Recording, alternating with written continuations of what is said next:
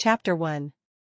Rosie Winslow, known simply as Rosie, clasped her hands tightly in her lap, her sisters flanking her like steadfast sentinels. Elizabeth Tandy looked at the three sisters sitting side by side, Rosie with her blonde hair, Izzy a brunette, and Anna the redhead. They were triplets, but though they did look like sisters, they weren't identical. As a matchmaker, Elizabeth Tandy had spoken to them of traveling west and leaving town immediately, going to a town where 3 bachelors were looking for wives. She handed each sister a letter and waited as they read them. As Rosie read her letter, she felt that it would better suit her sister Izzy, and Izzy had the same thought. They swapped their letters, and Rosie settled in to read the new letter in her hands, hoping this one would suit her better than the first. June 1898. Dearest Madam, as I pen this letter, I look out my window at the bustling streets of Hope Springs and the mountains that cradle our town. My name is Charles Jordan, and I have the honor of serving as the mayor of this vibrant town, a role that brings great responsibility. My 2 closest friends and I are all penning letters at the same time, hoping that we will all receive brides who are already friends. Hope Springs is a place where individuals from all walks of life come together in pursuit of dreams. In this role, I have dedicated myself to the welfare and prosperity of our community, guiding Hope Springs through the difficulties that mining towns often face. Yet, I find myself longing for a partner to share in the beauty and burdens of this life. I envision a woman of strength and grace, one who finds beauty in the rugged landscape of Colorado and the honest toil of its people. A lady whose heart beats in rhythm with the pioneering spirit of the West, and whose presence would bring light and warmth to the home we would build together. In her, I hope to find not just a wife but a true partner, someone to stand by my side as we forge a future filled with love, laughter, and the shared triumphs and trials that life inevitably presents. My aspirations for our life together are humble yet filled with the promise of richness that comes not from the silver in the mines, but from the moments of connection and growth that we would nurture. From quiet evenings spent under the vast, starlit sky to lively gatherings with friends and neighbors, our life in Hope Springs would be one of deep community ties and the simple pleasures that make life truly meaningful. If these words resonate with you, if you too dream of a life built on the foundations of love, partnership, and mutual respect, then I invite you to come to Hope Springs and marry me. Together, we could explore the vast tapestry of life in the West, hand in hand, heart to heart, building a legacy of love and leadership that will illuminate the pages of Hope Springs history. With an open heart and hopeful anticipation, Charles Jordan, Mayor of Hope Springs.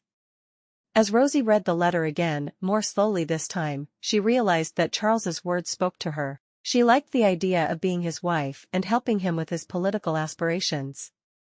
I think this is the man for me. I want to marry this Charles Jordan, Mayor of Hope Springs, Colorado. Laughter bubbled up between them, a shared acknowledgement of the absurdity and beauty of seeking love in such a manner. Yet as the laughter faded, a sense of purpose remained, as tangible as the letter now resting in Rosie's possession. Within an hour, Rosie and her sisters were at the train station there in Beckham, Massachusetts, waiting for their train to board. Rosie couldn't stop looking around her, worried that their father would appear from behind every person, there to drag them back to the farm kicking and screaming if that's what it took. She missed her mother with everything inside her, but she also knew her future was with her sisters and not the father who had so enjoyed taking his belt to each of his daughters, and even to his wife on occasion. She shook her head and got the image of her father out of her mind. He was the past, and she was running toward her future. A future she and her sisters were determined to share out west, in Hope Springs. After many days on the train, Rosie once again opened the letter and read it. The words were penned in a strong, assertive hand seeming to leap from the page. Charles Jordan, the mayor of Hope Springs, wrote with an earnestness that captivated her, each sentence weaving the image of a man both grounded and seeking, a kindred spirit, perhaps. She hoped she was what he was looking for, because once she was in Hope Springs, she had nowhere else to go. Companionship and a shared journey, she murmured aloud. It was exactly what she wanted from Charles, the man she would soon marry. If they ever got to Hope Springs, that was. She was tired of being on the train, and she wanted to reach her destination, with her sisters at her side. A wistful smile graced Rosie's lips as she envisioned the mountains of Colorado, so different from the flat horizons she was used to. Hope Springs. The name alone promised something more than the stifling confines of her current world. Could she dare to dream of a place where her fiery independence would be cherished rather than chided? Yet no sooner had the spark of adventure ignited than the looming shadow of doubt crept over her. To marry a man whose face she had never seen, whose touch was as foreign as the untamed West, was it bravery or foolishness? Rosie shook her head, trying to dislodge the trepidation that coiled like a snake around her heart. Love is a gamble at the best of times, she mused. This was not just a matter of the heart, but a negotiation of her very future. Change requires courage, Elizabeth had said, her assurance echoing in Rosie's mind. True enough, but it also demanded a certain recklessness, a willingness to step off the edge of the known world and hope for wings on the way down. The silence of the room pressed against her, laden with expectation. Outside, the gentle hum of daily life in 1898 carried on, unaware of the crossroads at which one woman stood. Rosie took a deep breath, the scent of ink and anticipation mingling in her senses. A new life beckoned, a canvas blank and broad, hers for the taking, if only she dared reach for it. Elizabeth, Rosie began, her voice cutting through the thick silence of the parlor, I will marry him. Her words were not just a whisper of consent but a declaration of intent. She lifted her chin, her gaze meeting Elizabeth's steady one, a silent pact forming between them in that look. The matchmaker's lips curved upwards, a smile blooming like a desert flower after rain. Bravery suits you, Elizabeth said. Thank you, Rosie managed, her hands now still, folded demurely atop her lap. Your faith in me, it gives me strength. Strength is already there, Elizabeth returned. All three of you have shown great strength in leaving your father's farm. Now you simply have to let it take you on the next step and see where it leads. Even all the way to Colorado? Rosie said. It was a feeble attempt to lighten the load of her decision, yet Elizabeth chuckled, a low, knowing sound. Especially to Colorado, she affirmed. Remember, love is the greatest adventure of them all. Then it's settled, Rosie said, her earlier trepidation transforming into a thrill that gave her energy. We shall embark on this adventure, come what may. Come what may, Elizabeth said, pleased that the sisters were going to get away.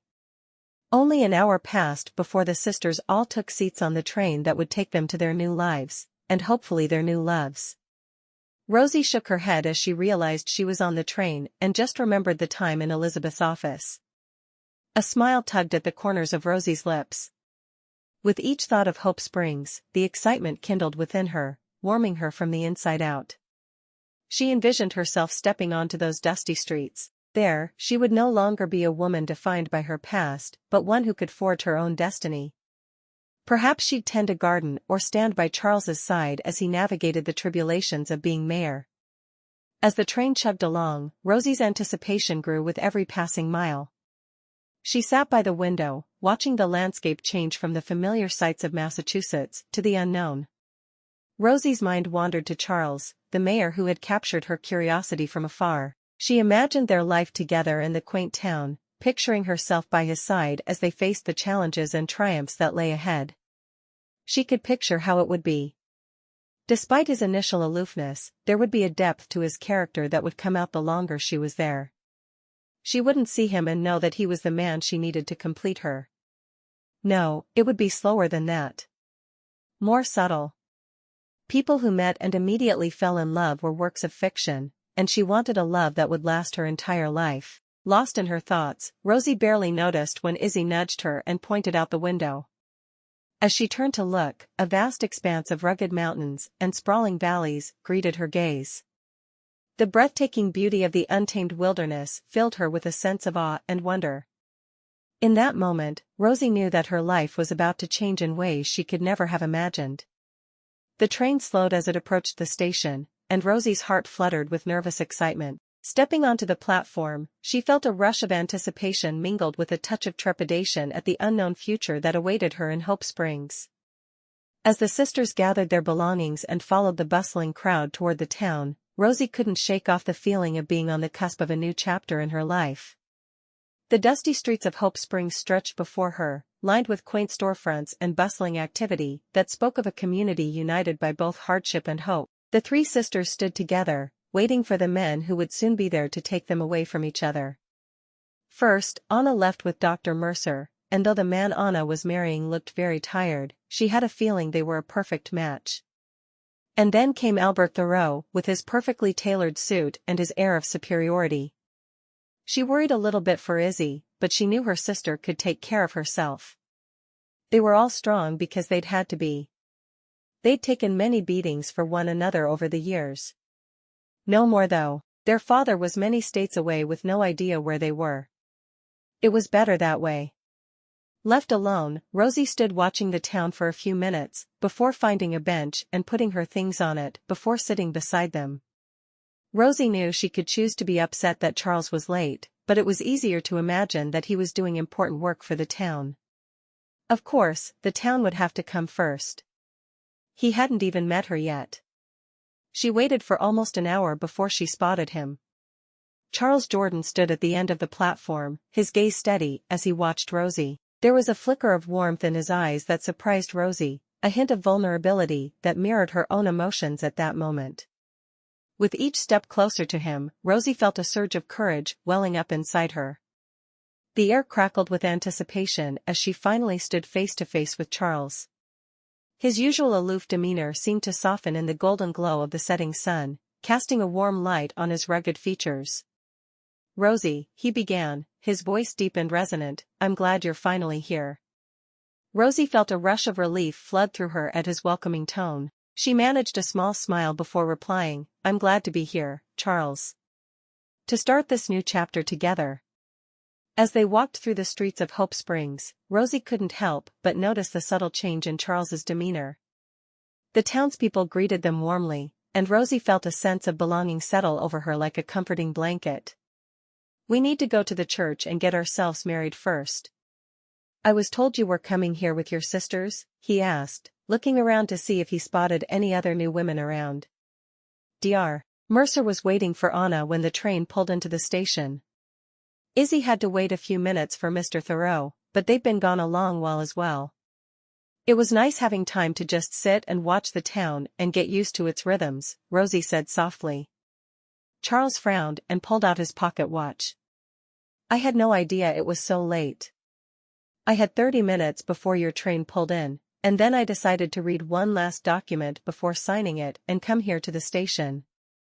I lost track of time and I'm sorry for that, Rosabelle." Rosie smiled. "Everyone calls me Rosie. My sisters and I were born Annabelle, Isabel, and Rosabelle, but all our names were shortened quickly. I'll keep that in mind." "Rosie. Do you have a nickname?" she asked as they approached the church. Charles shook his head. "No, I've always been known as Charles." They stepped into the church, and the pastor was at the front eating something with a young woman and a baby who was sleeping on the floor.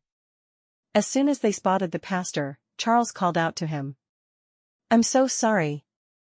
I was late to the train station to pick up Rosabelle, Rosie." The pastor put down the plate of food beside the woman who must be his wife. "Promptness doesn't seem to be in your vocabulary, Mr. Mayor." Charles sighed. "Not for lack of trying." Rosie smiled. "Perhaps I can help keep you on schedule." "I wouldn't mind," she said sweetly. "I believe I can manage that on my own," Charles said, sounding slightly annoyed. "All right then," Rosie said, unsure what she'd done to upset him, but she was sure she was just reading him wrong. She needed to stop trying to figure out what he was thinking. The pastor rose, and they had a 5-minute wedding. It was enough time to speak their vows, and that was all they really needed. When the pastor invited Charles to kiss her, her new husband brushed his lips against her cheek instead of kissing her lips. But that was all right with Rosie. She was going to fall in love with him slowly, so she needed time before they kissed. Everything was happening according to plan. She couldn't be happier. Chapter 2. Charles offered Rosie his arm as they began the trek to his homestead. The path wound through groves of trees. Rosie's wide eyes roamed over the landscape, drinking in the sight of distant mountains. She marveled at the wildflowers that seemed to welcome her to this new life. "Beautiful, isn't it?" Charles asked, his voice betraying a hint of pride.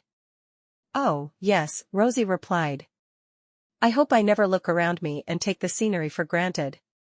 Charles chuckled, a sound that seemed out of place. If it ever seems like you are, I'll find a stick and poke you with it. Rosie couldn't help but giggle. It sounded like something her mother would have said, and as much as she missed her mother, it felt good to be reminded. So good. As they crested the final rise, the homestead came into view. It was a sturdy structure that looked as if it could survive harsh winters and blistering summers. But as they approached, Rosie saw that the house had been neglected. Dust stained the windows, and cobwebs clung to the eaves like tattered lace.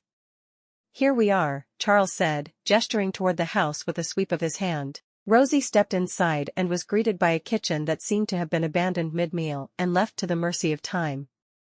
A fine layer of dust coated every surface, and pots and pans lay scattered, bearing the crusty remnants of meals long past. The entire kitchen smelled sour.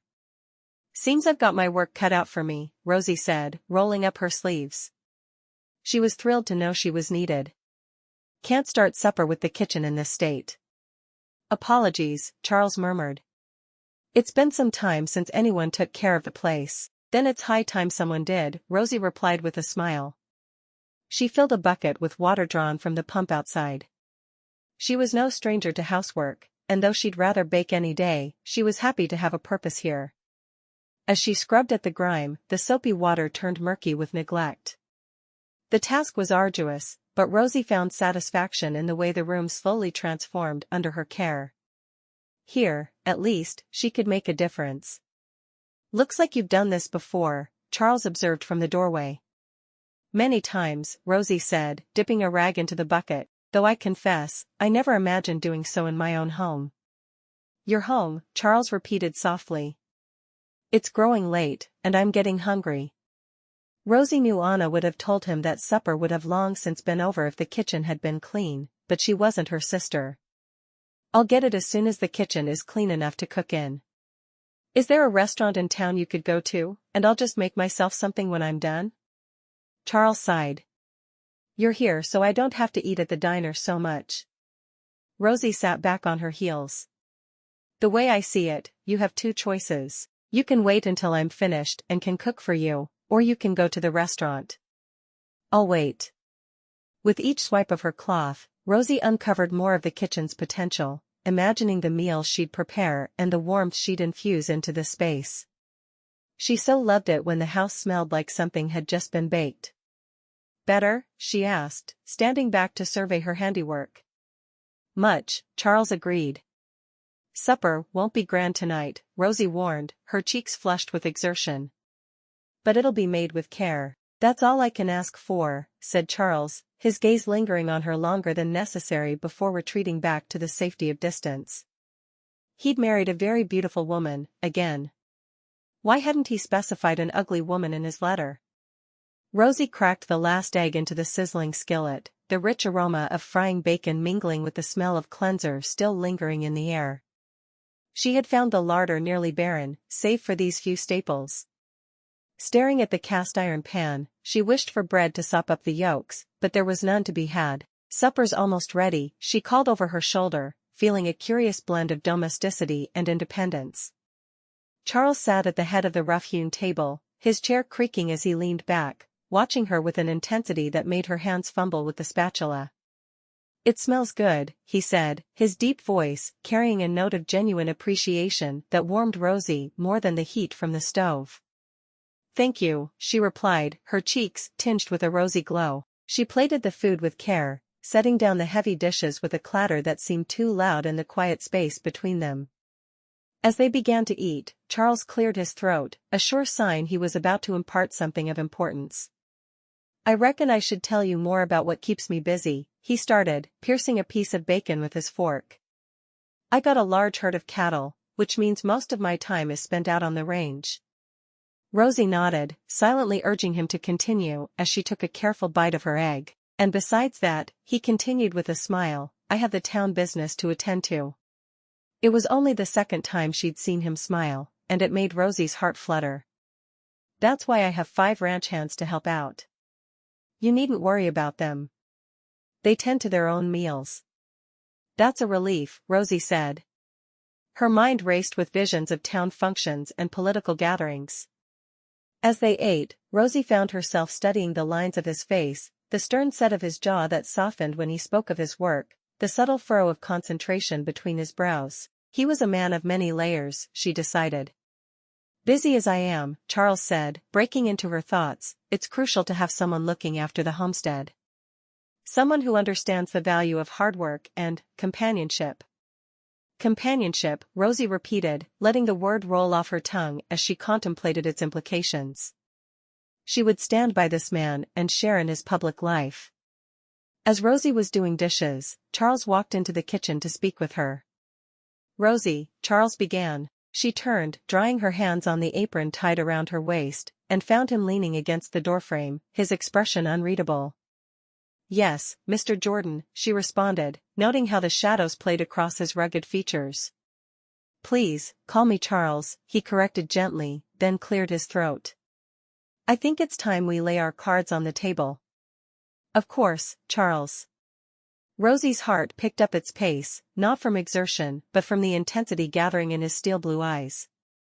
I sent for you with a clear purpose in mind, he continued, his words deliberate. I'm not looking for roses and romance, Rosie.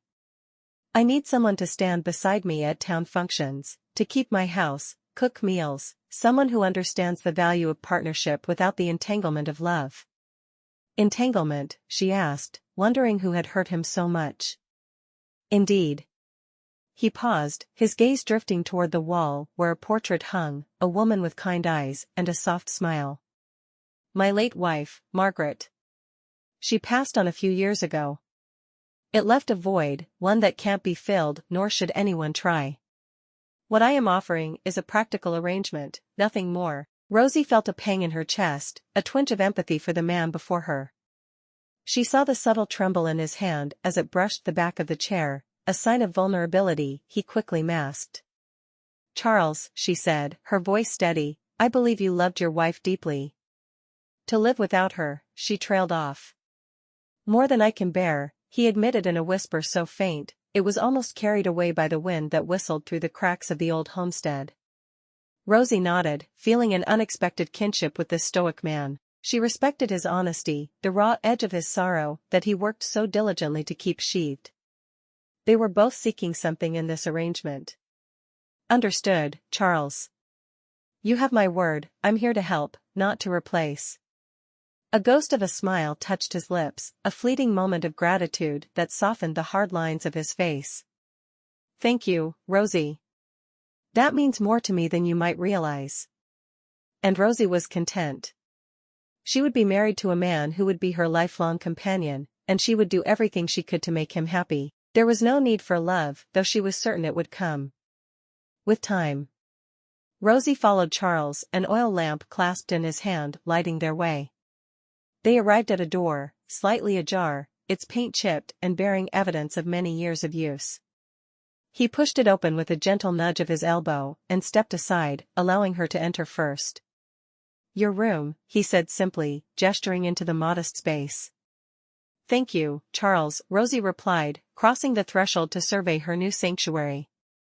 A brass bedstead stood against one wall, with its covers rumpled. A sense of purpose surged within her as she imagined transforming this neglected chamber into a haven of comfort. The only thing missing was her sister's. Charles lingered awkwardly in the doorway, the lines of his face etched with the day's fatigue. I'll leave you to settle in. Good night, Rosie. Good night. Her voice was soft, but carried the steel of her resolve. She did not mind the separation of their rooms.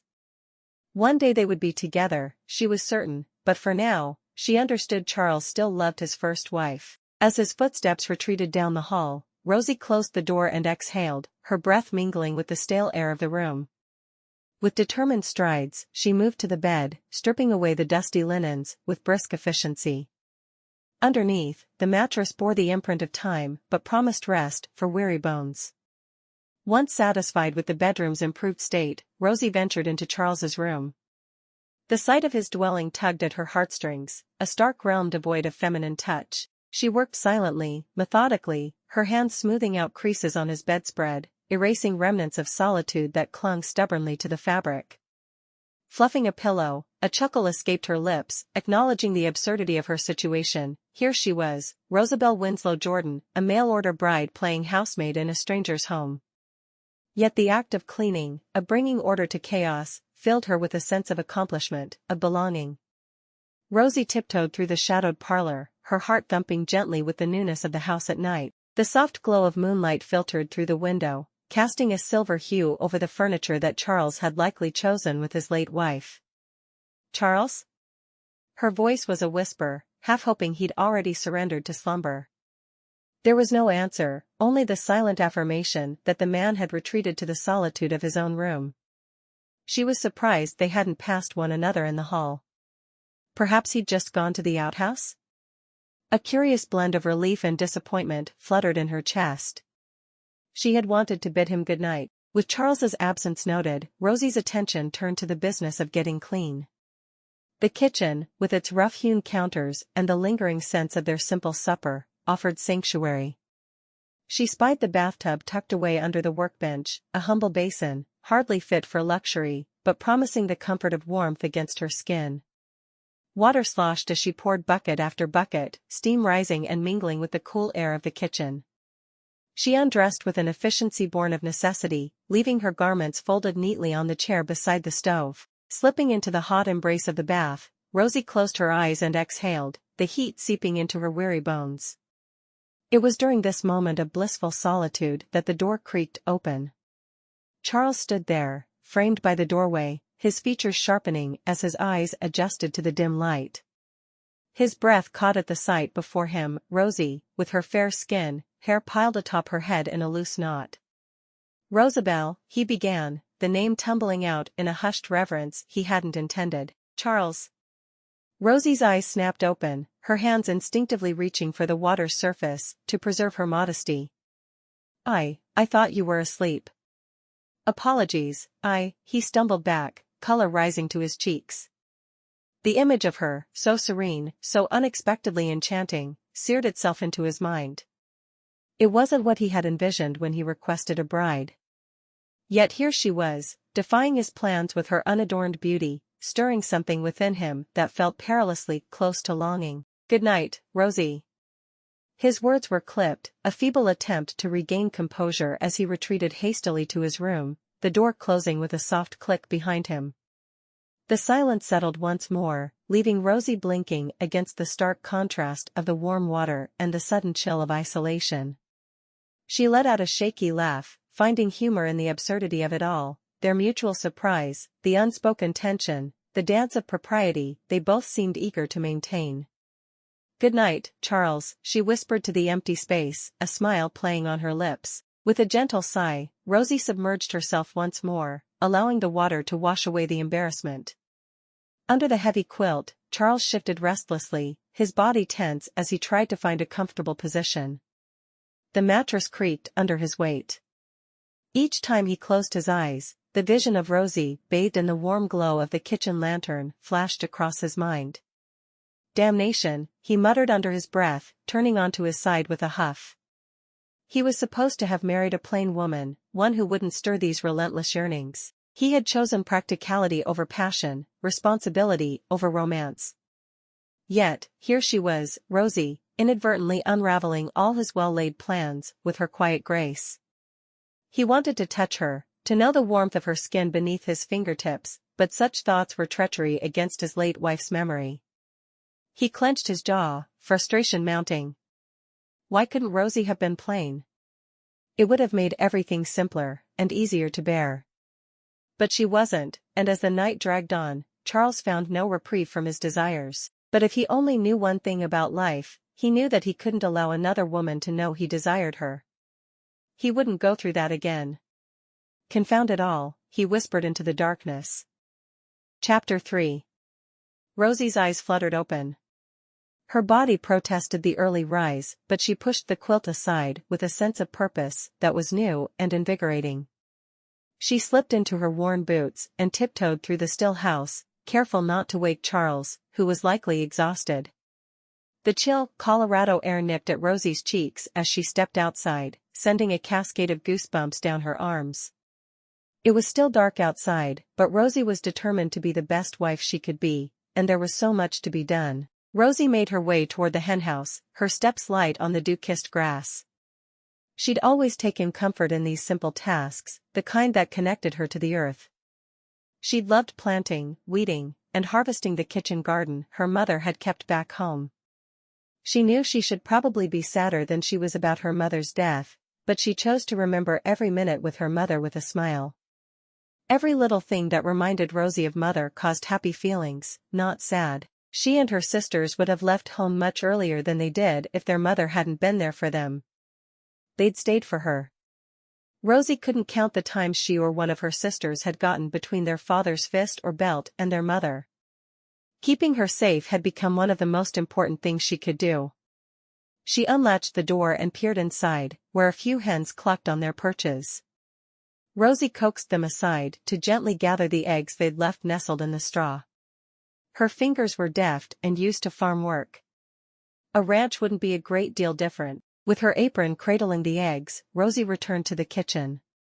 She set a cast-iron skillet on the stove, the bacon sizzling as it hit the hot surface. There was no meat greater than bacon in her mind, and she hadn't had it nearly enough. Next, she whisked the eggs, pouring them into the pan where they began to dance and bubble into a fluffy scramble.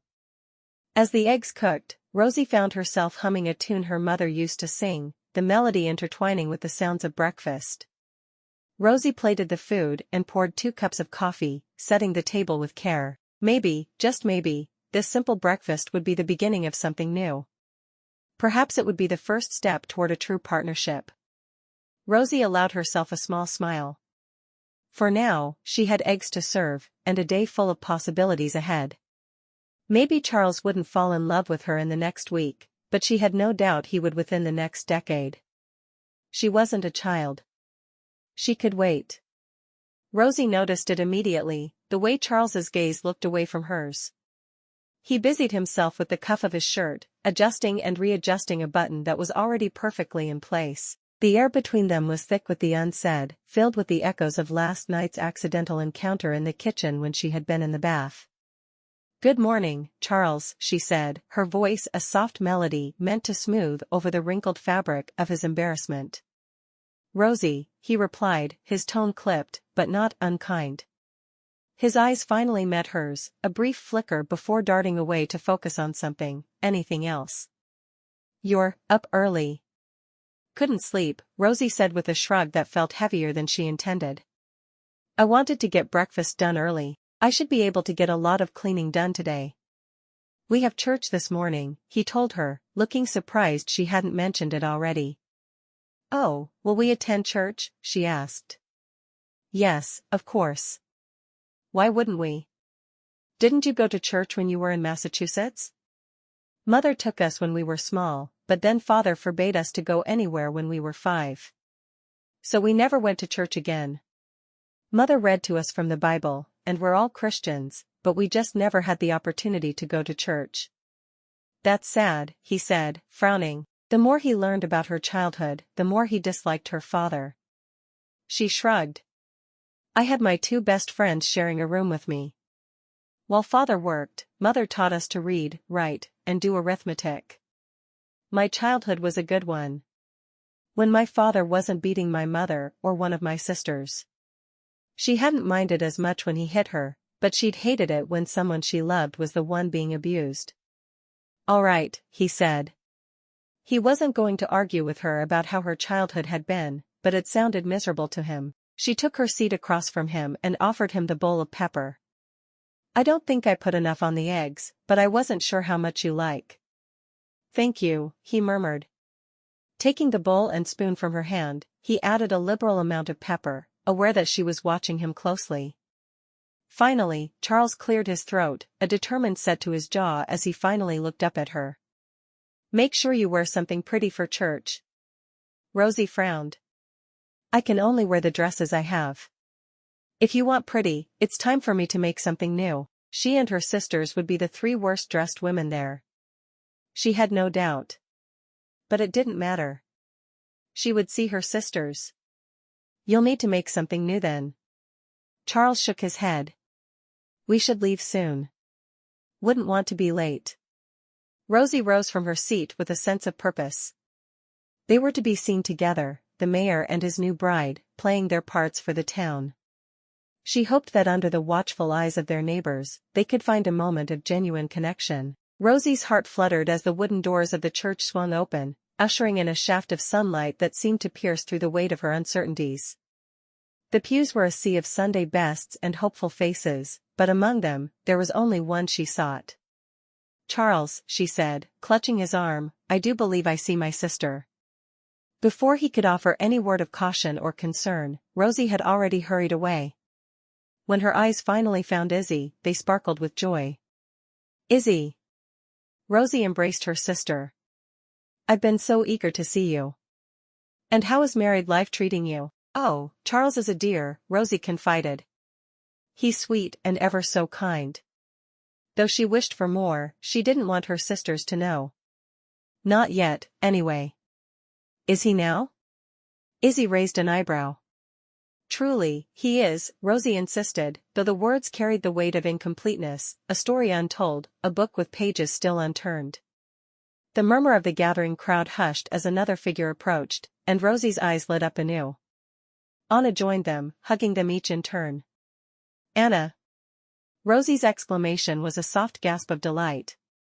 "It feels like years since we've all been together." "It's been less than 24 hours, Izzy said, shaking her head. "It did feel longer," Anna said. "But here we are, under God's grace and each other's gaze. Isn't it wonderful?" Rosie beamed, her hands clasping those of her sisters. "Just like old times, only different." "Better," Izzy chimed in, "because now we're 3 strong women, each with a husband of our own." "Yes," Anna agreed. "And we'll figure out how to be good wives. We have no choice." As the bell called them to worship, the sisters stood shoulder to shoulder. Each of them hurried to find her husband and join him for service. Rosie glanced sideways at Charles, standing stoically at the end of the row. Perhaps this public display of unity could ignite a private connection yet. For now, she picked up a hymnal and did her best to sing along. After the service concluded, Rosie was thrilled to join her sisters again. "Shall we dine together?" Dr. William Mercer proposed, his gaze sweeping over the group. "An excellent idea," Albert Thoreau agreed. As they walked, Rosie watched Albert, thinking there was something not quite right for Izzy about him, but she couldn't put her finger on what it was. Her sister looked happy enough, but there was sadness in her eyes. Charles, standing a trifle apart, gave a small nod before his gaze met Rosie's. She smiled at him, taking his arm with her hand. He wanted a wife in public, and he was going to get one. The 3 couples settled at a robust wooden table near the window of the diner. Laughter punctuated the meal as stories were swapped, and Charles's occasional smiles, though fleeting, did not go unnoticed by Rosie. As plates were cleared and cups of coffee served, the conversation turned to plans for the following day. Izzy, her eyes sparkling with mischief, leaned forward. "Tomorrow, let's meet at the general store after lunch," she suggested. "I've been dying to make a new dress, and I can't imagine doing it without you too." "Indeed," Anna said, her practicality always at the helm. "It's high time we add some fresh stitches to our wardrobes."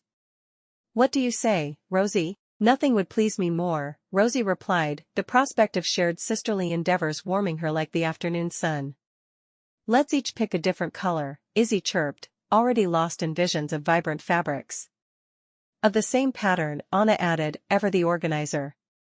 "Perfect," Rosie sighed contentedly. William chuckled softly.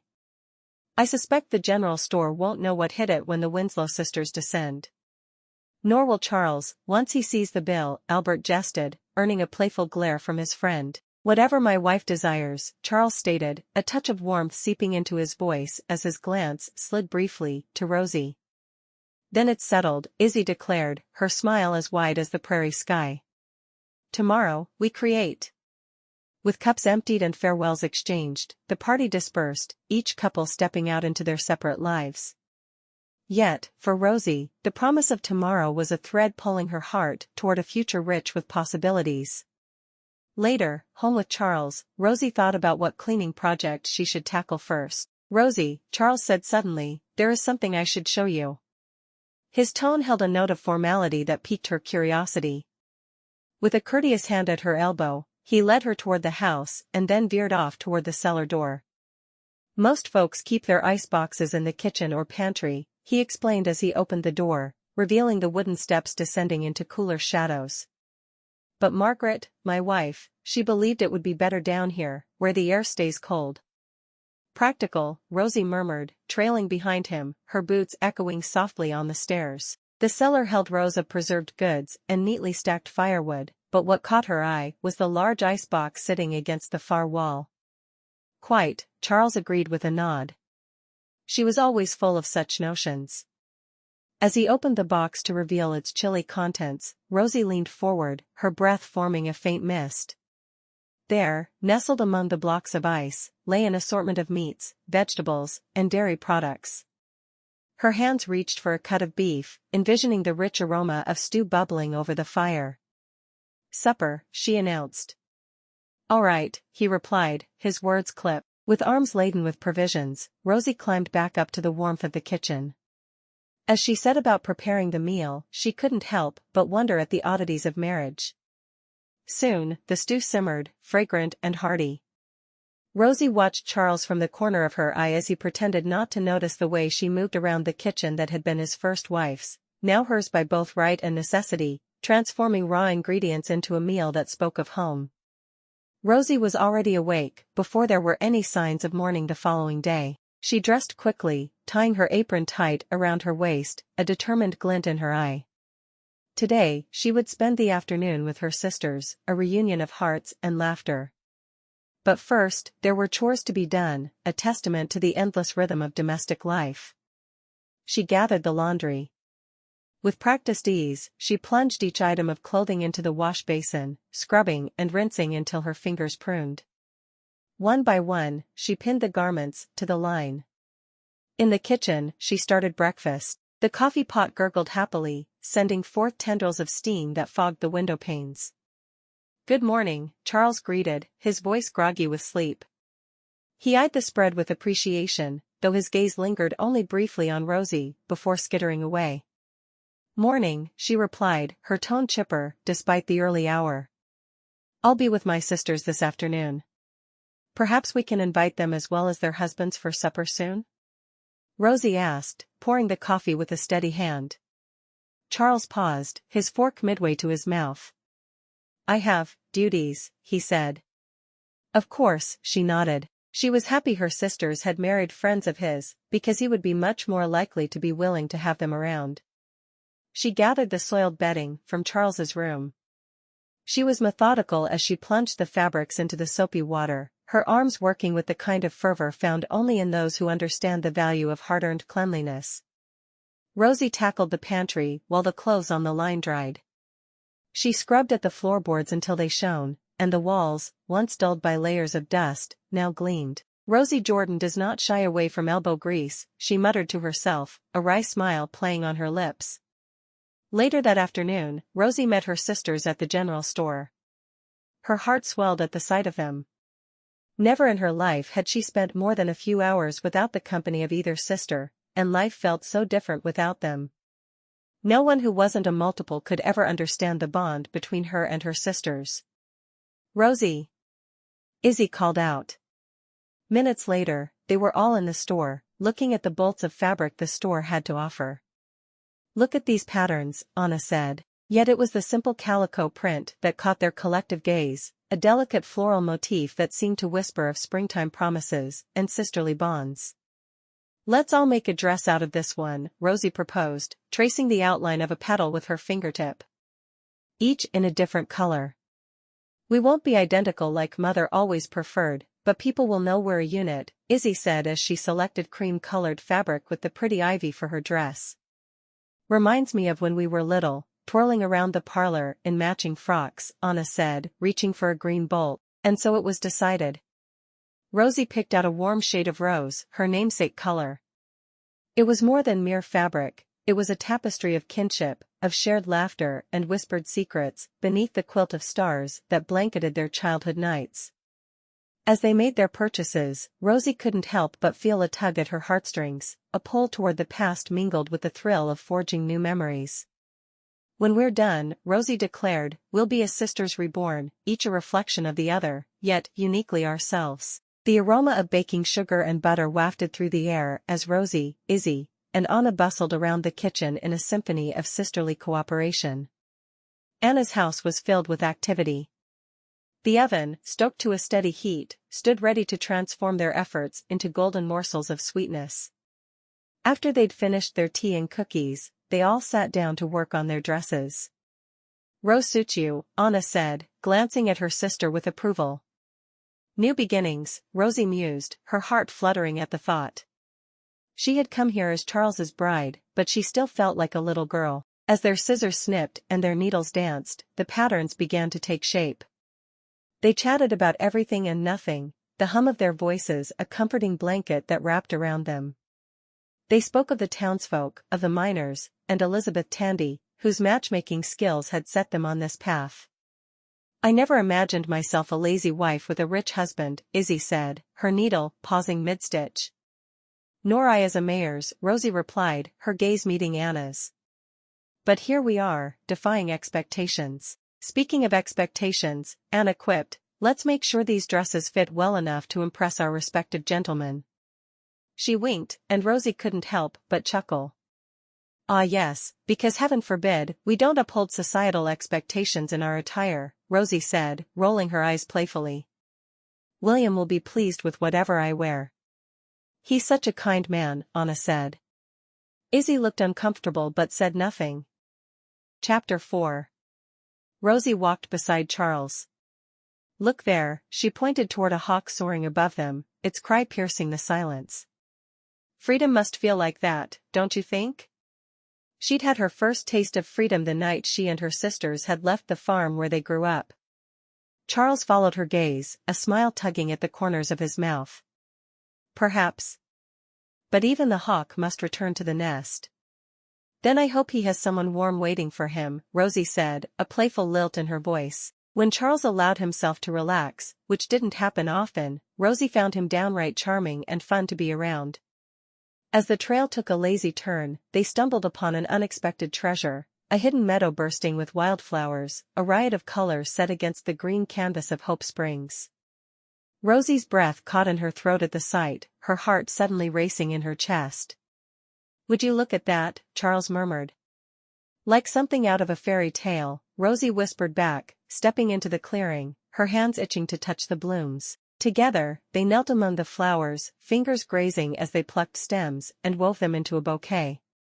Rosie's pulse quickened each time their skin touched, a jolt of electricity that seemed to charge the air around them. She watched as Charles selected a beautiful rose-hued bloom, his hand steady despite the way his eyes darted up to meet hers with an intensity that left her breathless. "Here," he said, his voice low, "this one should be the centerpiece." "Because it's the brightest?"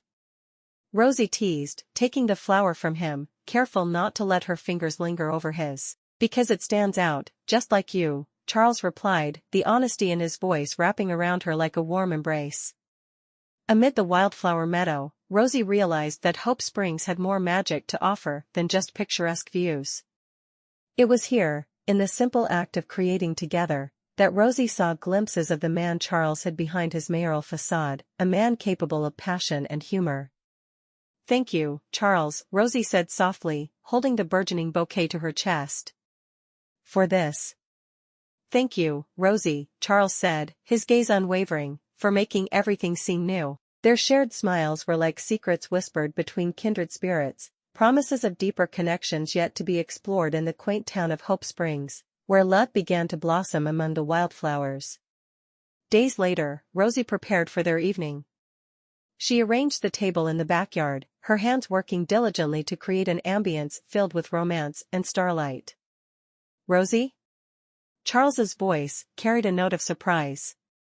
He had expected a simple supper, not an alfresco dining experience under the celestial tapestry of the night sky. "Surprise," she said, her eyes shining with mischief and delight.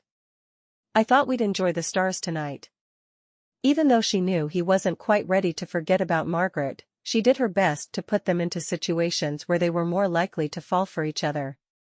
They sat, knees almost touching, plates generously filled. Laughter mingled with the clinking of cutlery, each joke, each shared memory, bringing them closer.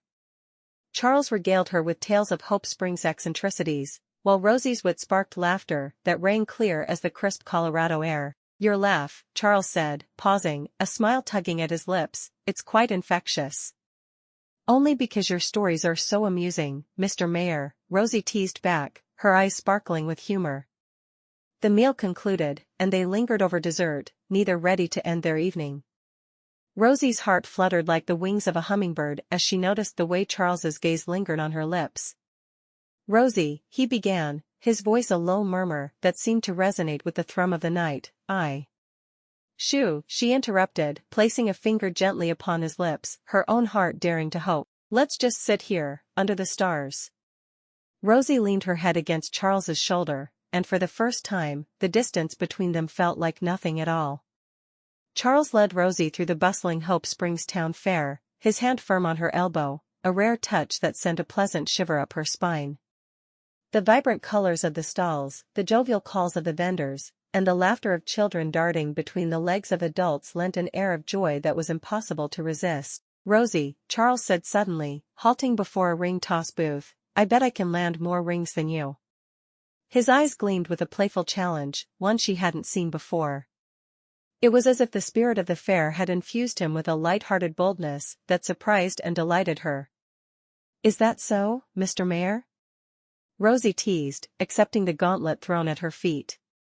"Prepare to be humbled."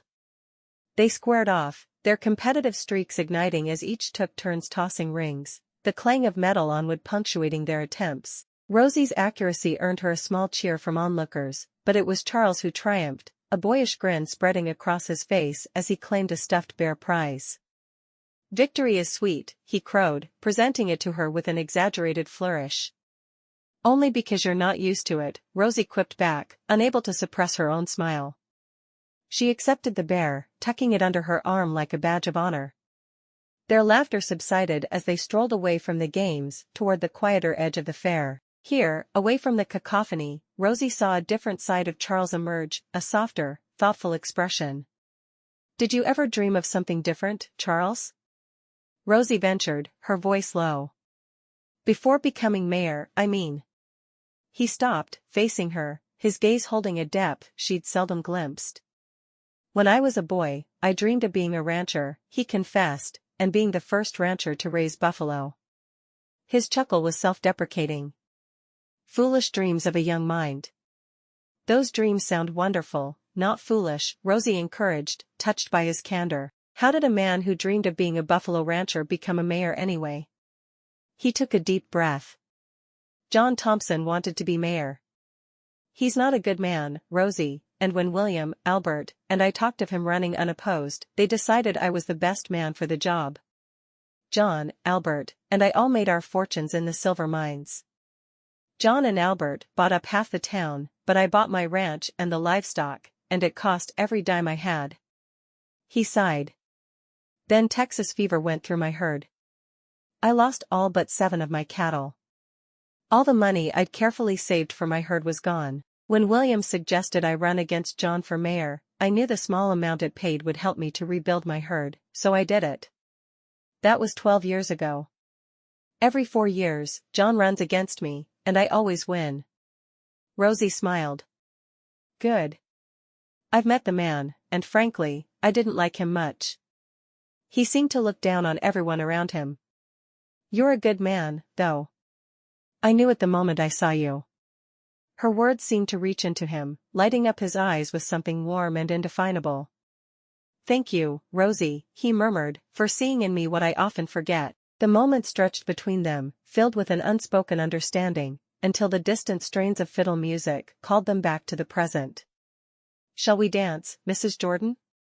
Charles asked, extending his hand with a newfound tenderness. "Lead the way, Mr. Jordan," Rosie replied, placing her hand in his.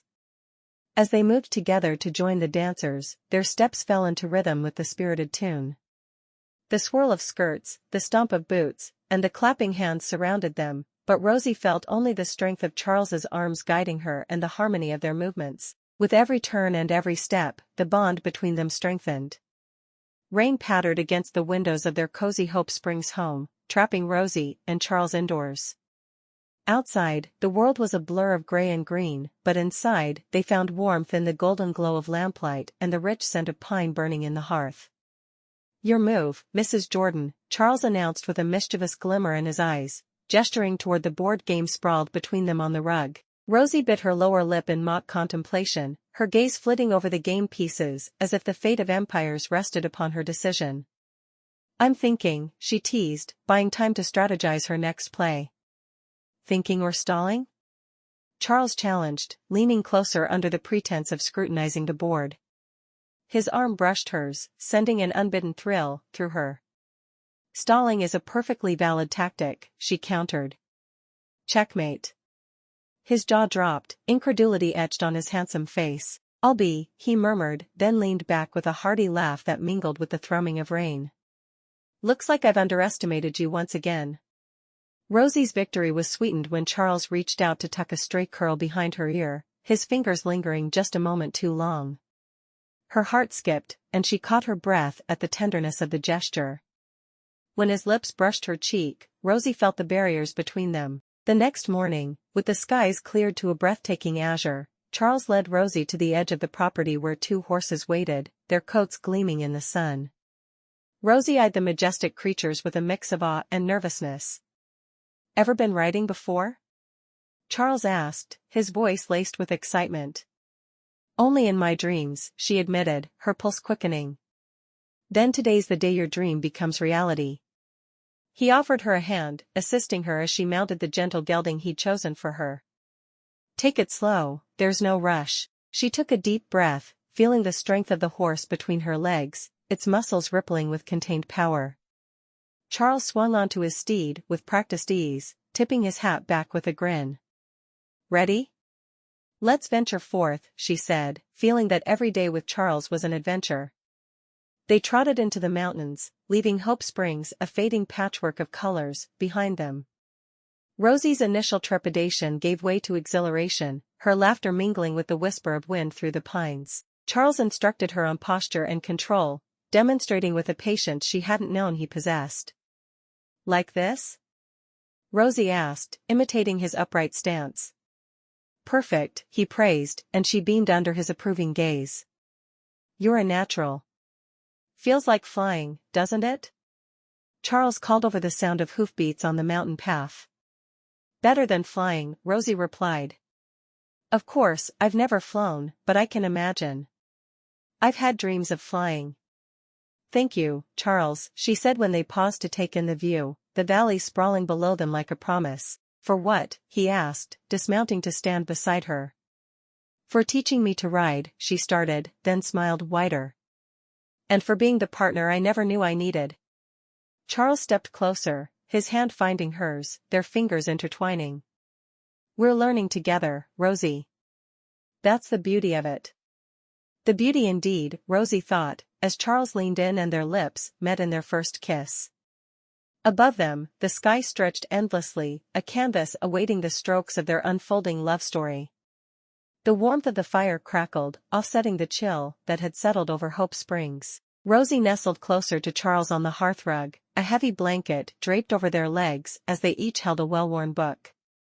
"Listen to this," Rosie said, her voice low and rich with enthusiasm. In her eyes, the glow of the soul's awakening shone. She looked up from the page, finding Charles's gaze already resting upon her with an intensity that made her heart flutter like the wings of a trapped sparrow. "Such poetry in words," Charles replied.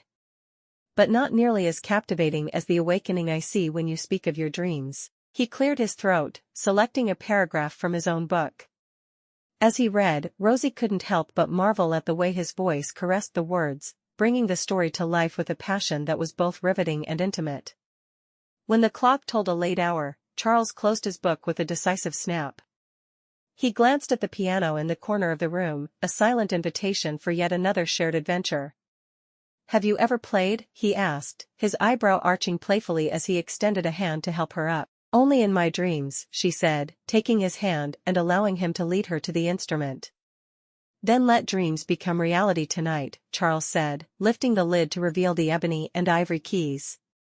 Rosie watched, mesmerized, as his fingers began to dance across them, coaxing out a melody so tender it seemed to whisper secrets. Here, place your hands with mine, he instructed, guiding her to the keys. Their fingers brushed, a jolt of electricity passing between them, igniting a desire that was becoming increasingly difficult to ignore. With gentle patience, Charles directed her through simple scales, their hands moving together in harmony. Rosie was a quick study, her laughter ringing out like a bell whenever she missed a note. But Charles never faltered, encouraging her with a smile that promised she'd soon be playing as if born to it. Like this, Charles murmured, their hands overlapping, his fingers deftly leading hers into the crescendo of the piece. The music swelled around them, filling the room with a beauty that seemed to pause time itself. And in that suspended moment, as Rosie's hands moved under the guidance of Charles's, she knew that the magic of their connection was not confined to the notes they played or the words they read by firelight. Late one evening, Rosie and Charles found themselves nestled in the heart of an overstuffed sofa, a fire crackling in the hearth. The evening's music lesson had drifted into silence, and in its place, a quiet anticipation hung between them. Charles, Rosie began, have you ever imagined what legacy we'll leave here in Hope Springs? His eyes, usually so guarded, softened as he turned to face her. I think about it often, he confessed. More so now that you're here. Tell me, she urged, tucking a stray curl behind her ear. He hesitated, but her encouraging smile coaxed his dreams out into the open. I imagine a town where the feud is just a shadow of the past. A place thriving with trade and laughter, where every man, woman, and child feels they belong. Rosie's heart swelled at his vision. And a family, she ventured, the word a soft tremor in the air. Yes, a family, Charles said, turning toward her with a tenderness that spoke volumes. Children who know the value of community, who play in the meadows we once roamed, our home, a sanctuary of love and growth. Her hand found his. It's a beautiful dream, Charles. One I share with all my heart. Rosie, Charles said, his voice barely above a whisper, there are times when doubt creeps in, when I fear I'm not enough, for you, for this town. I have my fears too, she admitted, her breath warm against his skin.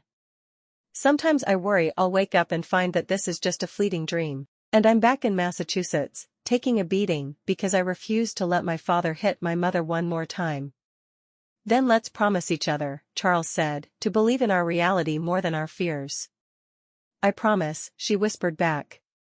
Charles's eyebrows rose in surprise as Rosie beckoned him toward the river, a wicker basket swinging from her arm. Rosie, what have you done? He asked, as they rounded a bend and the secluded spot came into view. Consider it a respite from our duties, she replied with a sly smile, spreading a checkered blanket on the soft grass by the riverbank. Even the mayor needs to eat.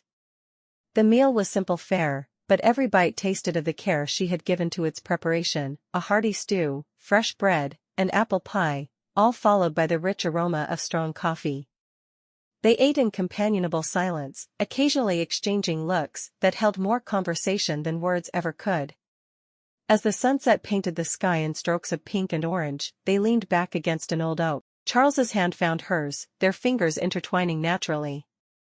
He turned to look at her, the fading light igniting flecks of amber in her eyes. Thank you for this, he whispered, his voice carrying the weight of unspoken gratitude for more than just the meal. Thank you for being here. Her response was immediate, punctuated by the gentle pressure of her hand squeezing his. Their gazes locked, and for a moment, the world around them ceased to exist, their connection the only tangible thing. Then, they drew closer until their lips met in a kiss that was both an affirmation of their bond and a promise of more. It was passionate yet tender, filled with the yearning that had been simmering beneath the surface of their daily lives. Breaking away, Rosie's laughter rang out, clear and joyous. You should see your face, Mr. Mayor. All flushed with scandal. Scandal? In my Hope Springs? Charles feigned shock, his eyes dancing with amusement. I'll have you know I'm a very proper gentleman. Of course, Rosie teased, batting her eyelashes exaggeratedly. As proper as they come, especially when whisking ladies away to secret picnics by the river. Only the most special of ladies, Charles said, his tone light but his intent serious. He brushed a stray lock of hair from her forehead, reveling in the simple act. Special, am I? Rosie's voice was playful. You are, he said, leaning in so close, his breath tickled her ear. And I do believe you bewitched me, Rosie Jordan. Is that so? She tilted her head, her eyes alight with mischief. Well then, Mr. Jordan, prepare to be thoroughly enchanted. Chapter 5. Rosie's hand trembled as she reached up to brush a stray lock of hair from Charles's forehead. But there it was again, that flinch, subtle but undeniable. Charles withdrew from her touch as if he'd been scalded, his eyes a tumultuous sea of longing laced with unmistakable fear. For a man who commanded respect as the mayor, this vulnerability seemed out of place. She knew he'd been married before, so he had to have been touched by a woman. It was so strange to her. Good night, Rosie, he murmured. Good night, Charles, she replied, her voice a whisper lost in the shadows as she went to her bedroom.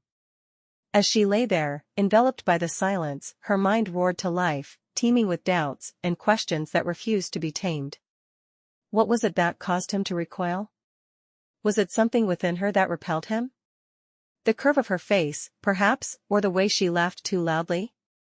Rosie turned onto her side, facing the large bay window where moonlight spilled through, painting silver streaks across the wooden floor. Charles, the enigmatic man she had vowed to spend her life with, now felt like a stranger, his thoughts and desires hidden behind a wall she couldn't breach.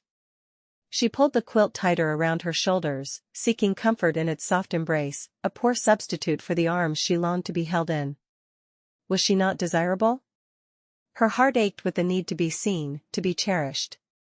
Hadn't she followed every unspoken rule of what a wife should be? Rosie's brow furrowed as she battled the insecurities that nipped at her resolve. She was more than this, more than the doubts that crept into her heart like unwelcome guests. And she was determined, come morning, to find a bridge across the divide that had settled between them, to ignite a spark that would illuminate both their hearts with the fire of true companionship. For now, though, the night stretched on, a silent witness to Rosie's vigil, her thoughts a carousel of worry and wonder, spinning tirelessly until dawn's light would bring with it new possibilities.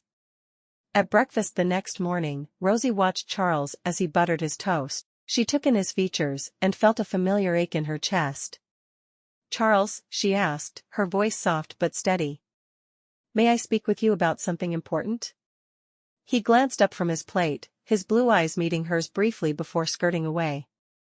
Of course, Rosie, he said, a guarded note in his voice. What's on your mind? She reached across the table, her fingers hovering just shy of his hand, a touch she yearned to give and receive freely. It's us, she confessed. I feel like there's a distance between us, and I don't know what to do to get closer. You pull away from me after you've seemed so close for a while. I want to fix it. Charles set down his knife with a clink, schooling his expression. Everything is fine, my dear, he replied. Marriage is, well, it's an adjustment for both of us. Rosie bit her lip, her intuition telling her there was more to it than he was admitting. She pushed forward, determined to get to the bottom of things. An adjustment, yes, she agreed gently, but one I hoped we'd work on together. I want to understand you, Charles, all of you, even the parts that might be difficult to share. His gaze flickered to hers again, a storm brewing in his eyes, before he shuttered them away, behind polite indifference. I appreciate your concern, Rosie, he said, but everything's all right. We're doing quite well, considering. Considering? Rosie echoed. She wouldn't let this be the end of it, not when her heart told her there was so much more to their story than the chapters they were pretending to live. Yes, considering, Charles repeated, his voice firmer now, though she could hear the undercurrent of something raw and unspoken. Rosie nodded, accepting his answer for the moment while knowing this was only the beginning of their journey. They would figure it out together. For now, she simply smiled and offered him a refill on his drink. More coffee? Charles accepted the coffee with a nod. As discouraged as Rosie got at times, she was optimistic about her future. And even if she wasn't, she'd stay in Hope Springs, if only to be close to her sisters. Rosie watched Charles. He stood by the window, his back to her, gazing outside. The view offered comfort and space for reflection, and yet Rosie knew it was not the beauty of the sunset that held him captive. It was something that happened to him in the past, and she would love to be able to understand why he vacillated between loving husband and stranger. "Charles?" Her voice was soft. "Talk to me." He turned slightly. "Rosie," he began, his voice carrying a weariness that spoke of battles fought in silence, "I don't want to burden you with my troubles." "Burden?" She stepped closer, bridging the gap between them with a courage she didn't know she possessed. "I married you wanting all of your tomorrows, but I can't ignore your yesterdays if they're holding you back from me." "Rosie, he trailed off, his gaze dropping to where his hands were braced against the windowsill. She reached out, placing her hand atop his, feeling the tremor that ran through him. "We're in this together." Charles turned fully, the last rays of the sun catching the hint of moisture in his eyes. "My late wife." The words came reluctantly, each one pulled from a well of pain. "She had this way of making me feel like I wasn't enough. My ideas, my desires, they were all under her thumb, twisted until I barely recognized myself." Rosie's heart clenched at the confession, her resolve strengthening. "But you're not that man anymore, Charles. You're the mayor, respected by all, and you're my husband." Her smile was tinged with empathy. "Rosie, I'm afraid." His voice cracked. "Afraid that if I let myself be vulnerable again, I'll lose myself once more." She squeezed his hand. "We'll ride through every storm, and I'll be right here, holding on tight, never letting go." A small chuckle escaped Charles, a sound so rare and precious that Rosie felt a flicker of triumph. There was humor there, a glimmer of light amidst the darkness, and she knew they had taken another step toward healing. "Thank you, Rosie," he said, finally meeting her eyes. "For seeing me, for hearing me, and for not making me feel like I'm less a man in your eyes." "Always," she promised, her voice steady and sure. Rosie laced her boots. Today she had planned a picnic by the river, and not even the brooding Colorado skies could dampen her spirits. The air was crisp, alive with the scent of pine and the promise of rain, as she stepped out onto the wooden porch of their modest home. "Ready to test your fishing skills, Mr. Mayor?" Rosie called back through the open door. Charles appeared in the doorway, a smile tugging at his lips. "Only if you're prepared to witness the master at work," he replied. They walked side by side down the path that wound its way toward the river, shoulders occasionally brushing, an electric current of unspoken understanding passing between them. As they settled on the grassy bank, Rosie unpacked the basket, laying out sandwiches and fresh-baked apple pie, while Charles tackled the fishing line with clumsy enthusiasm.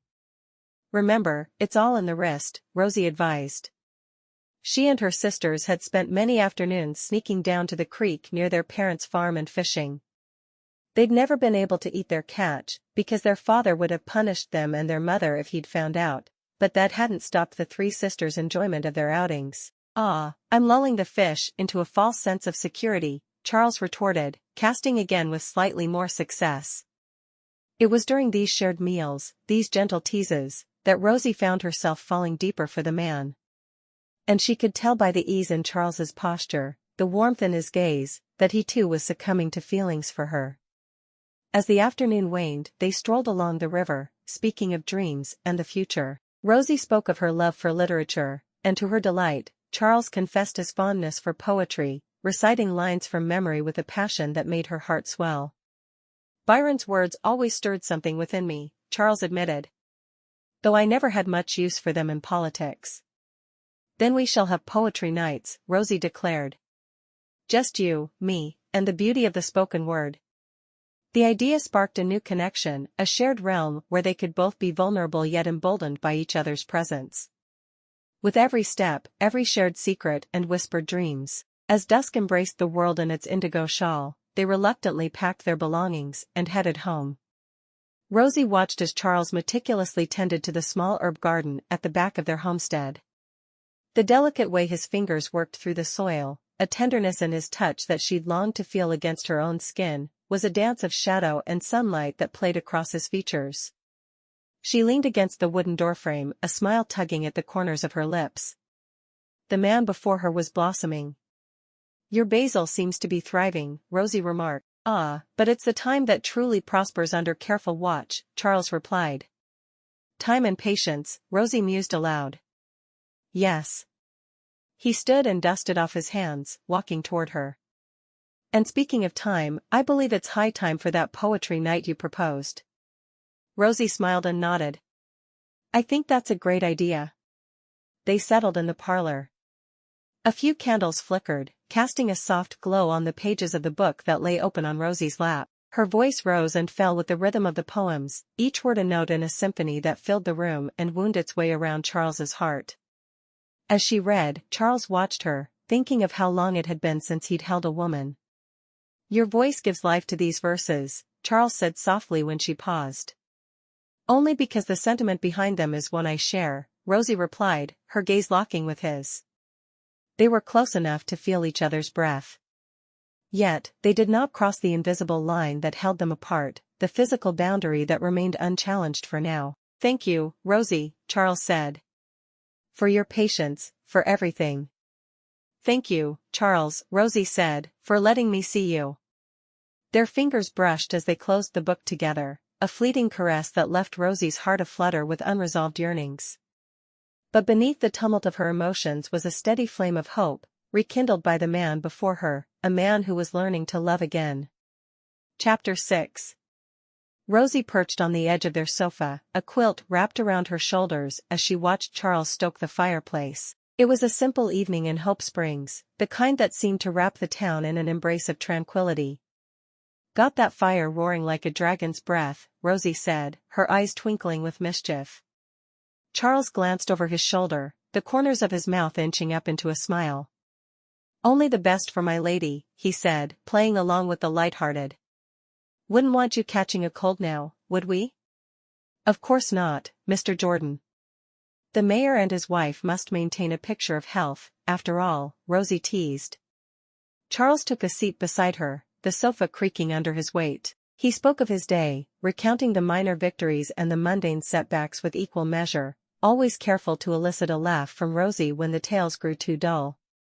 "And what of your day, Mrs. Jordan?" he inquired, turning toward her with genuine interest.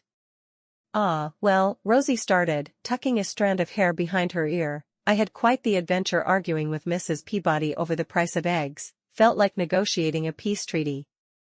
"Mrs. Peabody does drive a hard bargain," Charles chuckled, his eyes crinkling at the edges.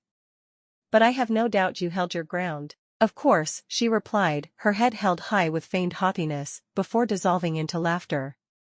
Rosie awoke with a purpose, slipping outside to gather eggs, and then going into the kitchen to make a special breakfast for Charles. Maybe he wasn't willing to accept her love just yet, but he sure didn't mind eating the meals she made. Her fingers danced across the countertop as she gathered ingredients. Flour puffed into the air as she kneaded dough, her cheeks dusted with white. Eggs sizzled in the skillet, and the aroma of freshly brewed coffee began to fill the room. She hummed a tune under her breath, a melody that spoke of hope and new beginnings. Rosie wanted to create something special, a breakfast that would not only satiate hunger but also convey the affection she held for Charles, a silent language of love spoken through buttery pastries and perfectly scrambled eggs. With each whisk and stir, she poured her heart into the meal, hoping it would bridge the gap between them, inching closer to the warmth she longed for in Charles's embrace. Rosie set the table with delicate care, arranging the dishes perfectly. She stepped back to admire her handiwork, a spread worthy of royalty, or at least the mayor of Hope Springs. Charles paused on the threshold of the kitchen, the aroma of Rosie's cooking tugging at him like a warm embrace. The sight that greeted him was one he would not soon forget, the table bathed in the morning light, set with a care that spoke volumes of her quiet dedication. Plates piled high with fluffy pancakes and golden eggs beckoned invitingly, each dish a testament to her desire to please. "Rosie," he said, his voice laced with an emotion he seldom showed, "this is extraordinary."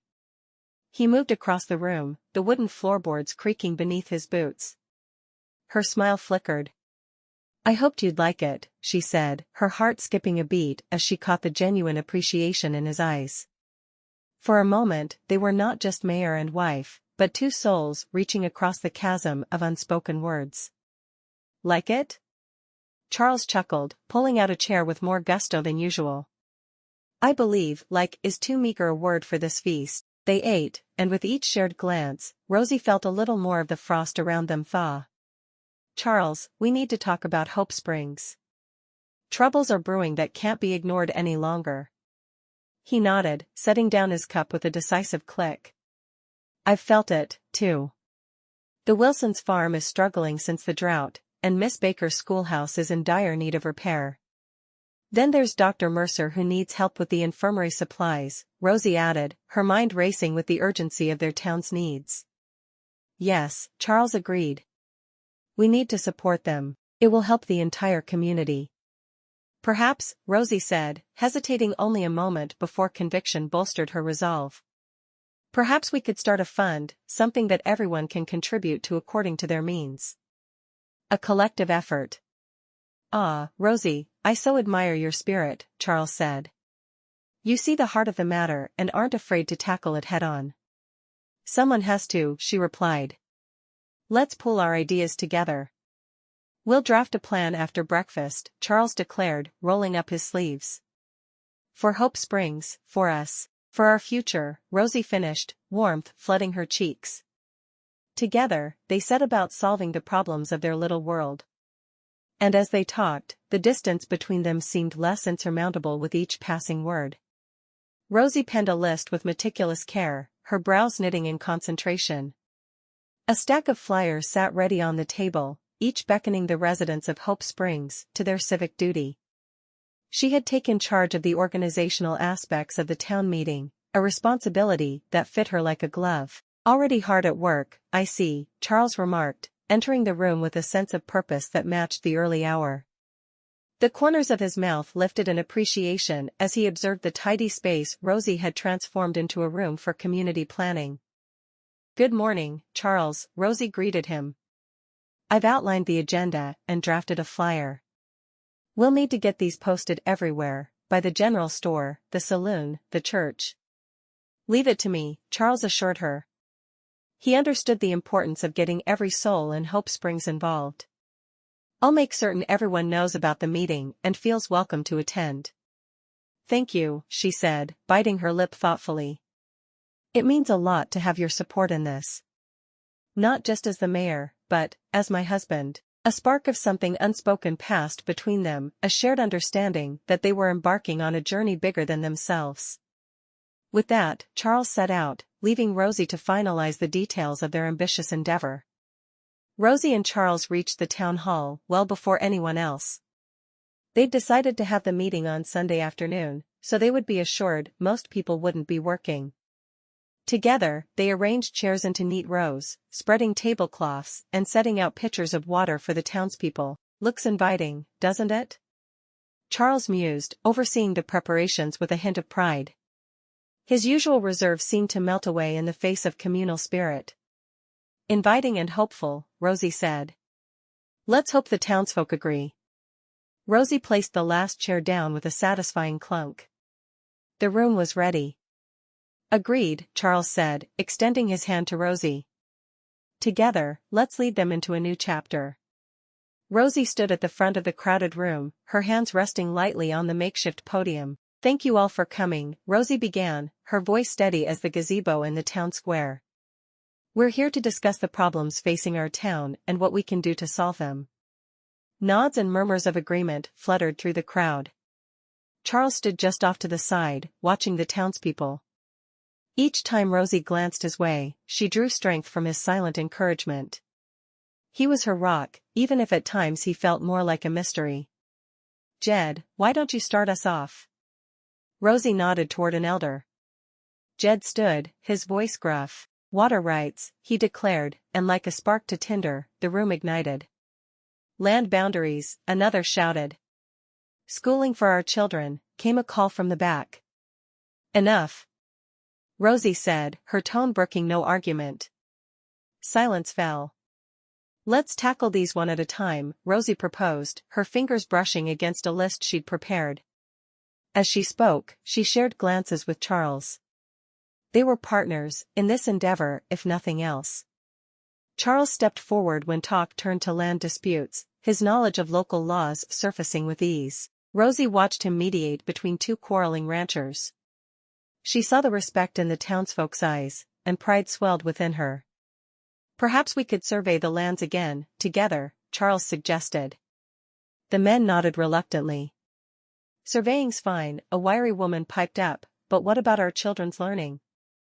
My Billy can't read. Valid point, Mrs. Dalton. Rosie's response was swift. Education is the foundation upon which we build our future. Let's discuss how we might bolster our efforts there. Ideas volleyed back and forth. When tensions flared over whether to prioritize new school books or repairs to the town hall, Rosie stood firm. Friends, she implored, let's remember that our goals are the same, even if our paths diverge. We all seek prosperity and happiness for Hope Springs, do we not? Heads bobbed in agreement. Charles offered solutions, his quiet strength complementing Rosie's fiery passion. As the meeting drew to a close, Rosie felt the weight of responsibility on her shoulders lighten. Thank you, everyone, she said, her heart full. Together, we've taken a step toward unity and understanding. Let's continue this journey with open hearts and minds. Here, the room echoed, and as Rosie looked out over the faces before her, she knew they had achieved something significant. Rosie's eyes sparkled with the fire of inspiration. Our plan, she began, will lay the foundation for a Hope Springs that our children, and their children after them, can take pride in. Rosie explained the plan for their future. Her words painted the picture of a revitalized Main Street, better education, and ways to settle land and water disputes. Healthcare, Charles interjected, his steady tone a harmonious counterpoint to Rosie's ardent pitch, is paramount. No man, woman, or child should lie awake at night, fearing illness, because help is beyond reach. Nods of agreement rippled through the crowd as he detailed plans to expand the local clinic. And education, Rosie continued, the light of determination in her gaze, will be our beacon, guiding us toward enlightenment and prosperity. She spoke of new textbooks, of teachers sharing knowledge under roofs that didn't leak and walls that promised sanctuary from the harsh mountain winds. A short while later, Rosie and Charles found themselves alone amid the rows of empty chairs. Charles reached for Rosie's hand. We've sown seeds of change today, he said.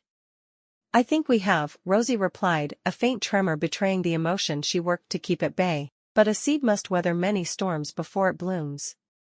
Hope Springs will flourish, Charles stated, conviction bolstering his stance. Because we will toil and dream and fight for it, together. Rosie's heart thrummed, the promise in his words igniting a flame within. Together, she echoed, allowing herself to lean ever so slightly into his strength.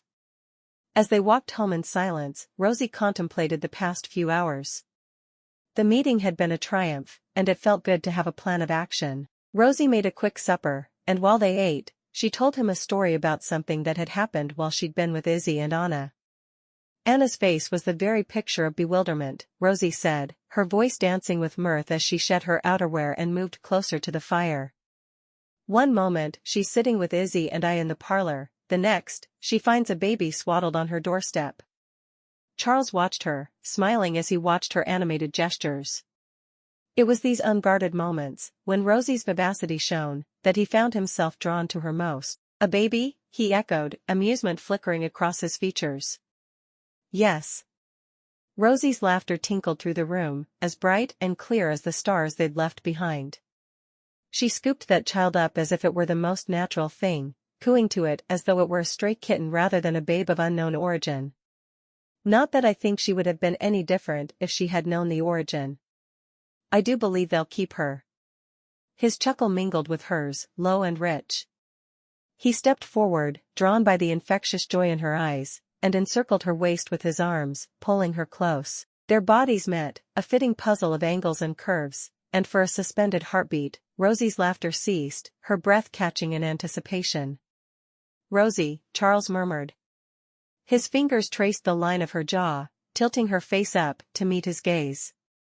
In the depths of his eyes, she glimpsed the burgeoning flame of desire. "Charles," she whispered back. There was no need for more. He kissed her then. His lips were warm, insistent, and she wrapped her arms around him, pressing herself against the man she was beginning to love. When they finally parted, breathless and flushed, Rosie rested her head against his chest, listening to the steady rhythm of his heart. "Let us not tell Anna her doorstep intruder has become tonight's anecdote," Charles said. "Agreed," Rosie responded, her voice soft against his shirt front. "Some tales are best kept between partners." Rosie and Charles stood wrapped in each other's embrace, the space between them filled with laughter, hope, and the whisper of something more. Rosie's heart raced as Charles's strong hands traced the delicate curve of her waist, pulling her closer. Their breaths mingled, warm and tentative. Rosie lifted her gaze to meet his, finding oceans of unspoken promises in his eyes. "Charles, I've never," she said, blushing. "I know, darling," he said, a smile touching the corners of his mouth, softening the serious set of his jaw. "Then let's discover this, together," Rosie whispered, her fingers tentatively exploring the buttons of his vest, undoing them one by one with an innocent boldness. Finally, they were going to have a real marriage, and Rosie couldn't be happier about it. A chuckle escaped Charles as he assisted her fumbling fingers. "Together," he said, his hands now mirroring hers, working the fastenings at the back of her dress with deft movements that spoke of a man who knew the value of patience and care. Rosie shivered, not from cold but from the thrill of intimacy, the heat of Charles's gaze igniting fires of longing that had lain dormant within her soul. "Are you certain?" Charles asked, his voice husky, his hands poised at the final barrier to her modesty. "More than I've ever been," she replied, but soon, each touch, each whisper, each breath they shared bound them not just in duty to their town, but to each other. As Rosie surrendered to the sensations that Charles's cautious, caring hands evoked, the world outside faded. With the night enshrouding them in its velvet embrace, they explored each other. Afterward, Rosie's head rested on Charles's chest, his heartbeat a steady drum lulling her into a serenity she'd never known. The heat of the night still lingered on their skin. Charles's arms were around her. She finally felt like a married woman. His fingers traced idle patterns along her back, soothing the remnants of a passion that had both undone and remade her. As sleep beckoned, Rosie felt the light tug of tomorrow's worries, yet they seemed distant, muted by the profound shift in her heart. There, in the sanctuary of Charles's embrace, she found hope, not just for Hope Springs, but for the life they were building together, stitch by passionate stitch. And as slumber finally claimed them, the promise of dawn waited patiently, a quiet guardian, to their dreams. For tomorrow would bring its challenges, yes, but also its joys. Chapter 7. Rosie slid the eggs onto the plate with less care than usual, her mind elsewhere. Charles sat across from her, his usually expressive eyes hidden behind the high wall of his coffee cup, which he clung to as if it were a shield. "Did you sleep well?" she ventured, trying to inject some normalcy into the strained silence. "Fine," Charles grunted without looking up. Rosie chewed on a piece of toast, feeling the rough texture against her tongue but tasting nothing. It was their first breakfast together after sharing a night of unexpected closeness, but now, with the light of day filtering through the lace curtains, that awkwardness, and it was much worse than before. She reached for the jam, the clink of her knife against the jar a sharp note in the quiet room. Charles seemed lost in his own world, his gaze fixed firmly on the grain of the wooden table. "Anything on your agenda today?" Rosie tried again. "Work," was all he said, and with a last sip of coffee, he rose, excusing himself with a mumbled need to see to some ranch duties. Left alone with the remnants of breakfast, Rosie knew she needed air. She went to the hardware store, determined to use her energy for something productive. The bell above the shop door announced her entry. Mr. Jenkins, the proprietor, peered at her from behind wire-rimmed spectacles, his eyes crinkling with a smile that was as much a part of the store as the shelves of nails and bins of bolts. "Good morning, Rosie," he called out. "What brings you in today?" "Good morning, Mr. Jenkins," Rosie replied. "I'm looking for information on pumps and pipes. We're planning some improvements around town." "Ah, infrastructure. Mr. Jenkins exclaimed, rubbing his hands together. Well, you've come to the right place. Follow me, let's see what we can rustle up for you. As they walked through the aisles, Mr. Jenkins shared tales of past projects and offered advice on the best materials for durability in the harsh Colorado winters. Rosie listened intently, her notebook filling with sketches and notes, the weight of the morning's unease lifting slightly. Thank you, Mr. Jenkins. I truly appreciate your help, Rosie replied, her cheeks warming with gratitude. Anytime, my dear. Oh, and Rosie, he added, a twinkle in his eye. Don't let the menfolk get you down. You've got more gumption than most of 'em put together. Rosie laughed. As she stepped out of the store, carrying a catalog she could order from, she felt a renewed sense of purpose. Yes, there were challenges ahead, both in her work for the town and in her marriage to Charles, but Rosie had always been one to face obstacles head-on. And she had the scars to prove it. With a spring in her step, she made her way to Anna's house. Some time with her sisters and Lillian was exactly what she needed. Rosie settled into the plush sofa in Anna's parlor, her gaze lingering on baby Lillian, who was cooing contentedly in her cradle. The warmth of the hearth fought off the chill from the Colorado winter outside, and Rosie felt a flicker of an idea that could bring that same warmth to the entire town. Anna, Izzy, Rosie began, her enthusiasm bubbling over as she leaned forward. What if we organized a Christmas fair? It'd be grand, with decorations and stalls for local artisans. We could raise money for the repairs that the town desperately needs. Anna rocked gently in her chair, knitting needles clicking rhythmically. A fair, she mused, a smile tugging at the corners of her lips. That does sound like fun. Izzy giggled. And you know how folks around here love a good celebration. It could be the perfect way to spread some cheer and fill up the town's coffers. And I'd be willing to bet Albert would like to show his paintings off and maybe even sell a few. Rosie nodded, her mind already racing with plans. We could have it all, garlands, music, even a tree lighting ceremony. Her voice lifted with excitement, and even baby Lillian seemed to sense the infectious optimism, her little hands reaching out as if applauding the idea. Anna set down her knitting, her eyes alight with the vision. It's ambitious, Rosie, but if anyone can make it happen, it's you. Her endorsement warmed Rosie's heart, bolstering her resolve. Meanwhile, across town, Charles Jordan stood before the gathering of Hope Springs' most influential men. Gentlemen, Charles intoned, our town stands poised on the brink of change. The initiatives we put forth today will carve the path for our future prosperity.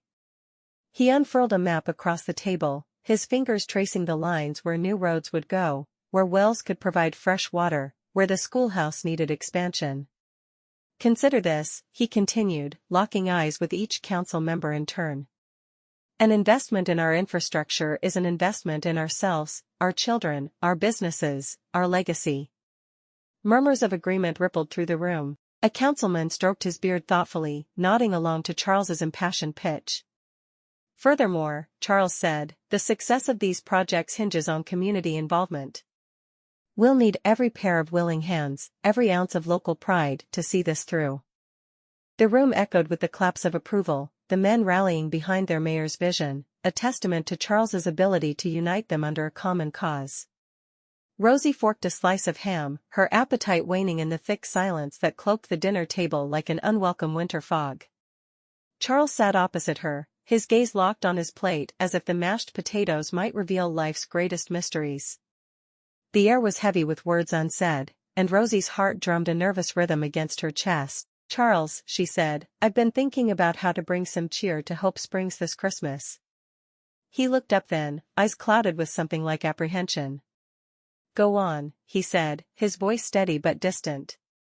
Imagine a Christmas fair right here in town, Rosie said, the words tumbling out. We could have booths for local craftsmen and people to sell their handmade goods. It would be a chance for them to showcase their talents and for us to raise the necessary funds. Izzy is almost certain Albert will want a booth. Her hands gestured animatedly, painting the scene in the air between them. And what about a snowman contest for the children, she added, her cheeks flushed with the warmth of her vision. It would be such fun, don't you think? Charles nodded slowly, a thoughtful crease forming between his brows. Food, he suggested after a moment. Every good gathering needs sustenance. Warm soups, freshly baked bread, pies that remind you of home. A splendid idea, Rosie exclaimed. Her heart fluttered with hope, seeing the hint of a smile playing at the corner of his lips. The meal concluded with a few more exchanges about logistics and dates, the clinking of cutlery serving as a gentle underscore to their collaborative planning. But as the last bite was taken and the final crumbs brushed away, an invisible barrier seemed to rise once again. "Shall we retire?" Charles asked, his chair scraping back with a finality that echoed ominously in Rosie's ears. "Of course," she replied, her voice a soft feather in the suddenly cavernous dining room. As they stood, Charles turned to her. "I'll see you in the morning," he said simply, his voice devoid of the day's earlier warmth. "Good night, then," Rosie murmured, her heart sinking into the pit of her stomach. She watched him retreat and understood, with crushing clarity, that he had put his heart and bed out of her reach. Rosie ascended the stairs alone. She reached the top and paused, glancing toward the closed door of Charles's room, feeling the finality of his words as keenly as the chill from the frosted windows. With a deep breath, she turned away, her door closing softly behind her. The room felt colder than usual, and Rosie wrapped her arms around herself, seeking comfort. Rosie sat on the edge of her bed, the silence of the room amplifying the turmoil within her. Her hands clutched at the quilt she and her sisters had made, seeking solace in its familiar texture. What could have turned the tide of Charles's affection so swiftly? She replayed the evening's conversation in her mind, searching for a misstep, an errant word that might have caused this rift. She leaned back, the soft pillow catching her as she gazed at the ceiling. Tears welled in her eyes, trickling down her cheeks. She wiped them away with a lace handkerchief, chastising herself for allowing hope to grow. With each shuddering breath, she willed sleep to come and bring respite from her thoughts. Papers were strewn across the table where Rosie and Charles now sat. They were surrounded by ledgers and maps of Hope Springs. "Here," Rosie said, pointing to a section of the map, "we can build the new well. It'll serve the west side of town where they've been struggling with water access." "Agreed," Charles replied, "and we'll need to set a deadline for 2 months from now. I'll speak with the blacksmith about forging the necessary components." "Excellent." Rosie's eyes sparkled with determination. "We can allocate some of the funds raised from the Christmas fair for materials, and perhaps Mr. Jenkins's carpentry skills will be useful for the housing." Charles looked up, meeting her gaze for the first time since they'd spent a night together. "You're quite adept at this, Rosie." Rosie blushed, but held his gaze. "It takes two, Charles. We're a team, after all." "We are," Charles conceded, a half-smile tugging at the corner of his mouth. The tone was businesslike, but there was a warmth there that had been absent of late. "Your organizational skills are impressive," Charles noted, jotting down another of Rosie's ideas. "You bring new life and enthusiasm to everything around you." "Thank you," she replied. "We'll need enthusiasm to get things done." "True enough," he chuckled, and for a moment, the room seemed lighter. As they continued working, a comfortable rhythm established itself between them. Each task was met with thoughtful discussion. For now, Rosie focused on the plans before them. And as the hours passed, she believed someday he would return her love. She'd always been an optimist, and she thought it was her best quality. Why not make certain she used it when she needed it? Rosie leaned back in her chair, stretching the stiffness from her spine, seeking Charles's eyes for a shared moment of respite. "Quite a day," she ventured with an easy smile, hoping to bridge the gap between them. "Mr. Jenkins is on board with the new water pump design, and says it'll change the town for the better." "Good, good," Charles murmured. Rosie's smile wavered, the familiar pang of confusion pricking at her heart. They were a team in every sense, yet he kept her at arm's length. "Charles," she prodded gently, reaching across the table to touch his hand. His fingers were cool under hers, and he looked up, almost startled by the contact. "Rosie," he started, "I'm sorry." He withdrew his hand subtly, erecting his walls once more. It's just, the mill expansion, the school supplies, the winter stores, there's much to consider. Of course, Rosie said, pulling her hand back and folding it in her lap. Her concern deepened at his evasion. Talk to me, Charles, she urged, her voice soft but insistent. I see you, lost in thought far too often. It's more than just the town's troubles, isn't it? Rosie, I assure you, he said with a measured calm, my preoccupation is with our work. There's nothing to worry about. She nodded, though unconvinced, her intuition whispering that there was a depth to Charles's distraction that went unsaid. Rosie pushed a stray curl behind her ear and decided to let the matter rest, for now. With a determined tilt to her chin, she refocused her attention on the ledger. All right, then, she declared, her tone laced with a hopeful buoyancy. Let's tackle this one step at a time. Together. Her words hung in the air. Yet as the evening wore on, and they delved back into discussions of budget allocations and deadlines, Rosie couldn't shake the feeling that Charles was miles away. And so she resolved to wait. She knew they'd find their way eventually. Rosie's heart swelled as she watched the children of Hope Springs frolic on the playground, their laughter music to her ears. Standing beside Charles at the edge of the land they had worked so hard to give to the school, she felt a warmth that had little to do with the afternoon sun and everything to do with the shared triumph lighting up his eyes. Look at them, Charles, she said. It's like we've given them a new language, a language of joy. Charles nodded. They deserve every bit of happiness we can give them. The townspeople, one by one, approached with words of gratitude. Old man Watson, who owned the general store, tipped his hat to them both. This here playground is going to change things for the better, you mark my words. Thank you, Mr. Watson, Rosie replied, her cheeks flushed from more than just the crisp Colorado air. We couldn't have done it without everyone's support. Nor without each other, Charles added softly. Rosie's heart skipped at the possibility that maybe, just maybe, they were on the brink of reconnecting on a level deeper than before.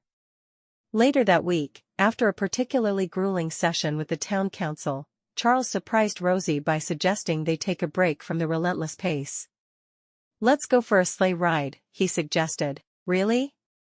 Her response was incredulous, but hopeful. But there's still so much to do. Exactly why we need a respite. To remember why we're doing all this. His voice was firm but gentle. Bundled against the cold, they set off through the streets, the clop-clop of the horses' hooves syncing with the racing of Rosie's heart. The world around them was a white canvas, untouched and serene. Isn't it beautiful? She murmured, her breath visible in the wintry air. Yes, Charles agreed, though his gaze remained fixed on her rather than the scenery. It reminds me of you, how you've brought beauty and life to my world. Rosie turned to him, startled by the intensity behind his words. A blush crept over her cheeks even as a thrill ran down her spine. Charles, Shoo, he interrupted with a finger to her lips. No need for words. Not now. For the rest of the ride, they sat in comfortable silence, each lost in thoughts that were perhaps not as distant from the others as they might have imagined. The sleigh glided over the snow, past the church, the schoolhouse, and homes adorned with wreaths and ribbons. And when the sleigh slowed to a stop back at their home, Charles offered his hand to help Rosie down, his touch lingering longer than necessary. She looked up at him, her eyes searching for that elusive connection. Thank you, Charles, she said. For this, for everything. Rosie, he began, then hesitated. Whatever words he sought seemed to elude him, but the emotion in his eyes spoke volumes. Come inside, she urged gently, leading him by the hand. It's getting cold. Charles shook his head. I need to take care of the horses. Rosie felt a flicker of hope that the walls Charles had built around himself might melt away. Rosie paced the length of Anna's parlor, the hem of her skirt whispering secrets against the polished wooden floor. Baby Lillian slumbered in a cradle, by the hearth, her tiny fists curled like delicate seashells. Anna, Rosie began, halting mid-stride. I need to talk to you about Charles. Anna set aside her embroidery and gave her sister an encouraging nod. What's troubling you? Rosie sighed. It's just that, I can't shake the feeling that something is weighing on him. He's here but not here, if you understand my meaning. Charles carries more than his share of burdens, Anna said softly. He's the mayor, after all. The whole town looks to him. I know that, and I admire his dedication, Rosie replied, brushing a lock of hair from her face. But it's more personal, I think. There's a distance in his eyes. Perhaps you could ask William about him. I feel it all has to do with his first wife, but I simply don't know how. Rosie, dear. Anna stood and took Rosie's hands in hers. You must be patient with him. Men like Charles, they're not so different from us. They need time to heal from the droughts and storms life throws their way. Give him time. If he hasn't come around by Christmas, I'll talk to William about him. Patience has never been my strong suit, Rosie admitted with a rueful chuckle, finding solace in the familiar cadence of her sister's wisdom. Then consider this another challenge for you to conquer, Anna said with a twinkle in her eye. Keep showing him your support, your love. Don't press for confessions or revelations. When Charles is ready, he'll open up, and until then, your unwavering presence will be the balm his heart needs, whether he knows it or not. Rosie nodded, drawing strength from Anna's words. I shall stand by him. That's the spirit. Anna squeezed Rosie's hands, before releasing them. And remember, sometimes the most profound changes happen slowly and quietly, and not all at once. Thank you, Anna, Rosie whispered, a sense of resolve kindling within her. Rosie wrapped her shawl tighter around her shoulders, feeling the comforting weight of Anna's advice settle within her. She would be patient with Charles, she would give him the time he needed to come to terms with whatever inner turmoil kept him at arm's length.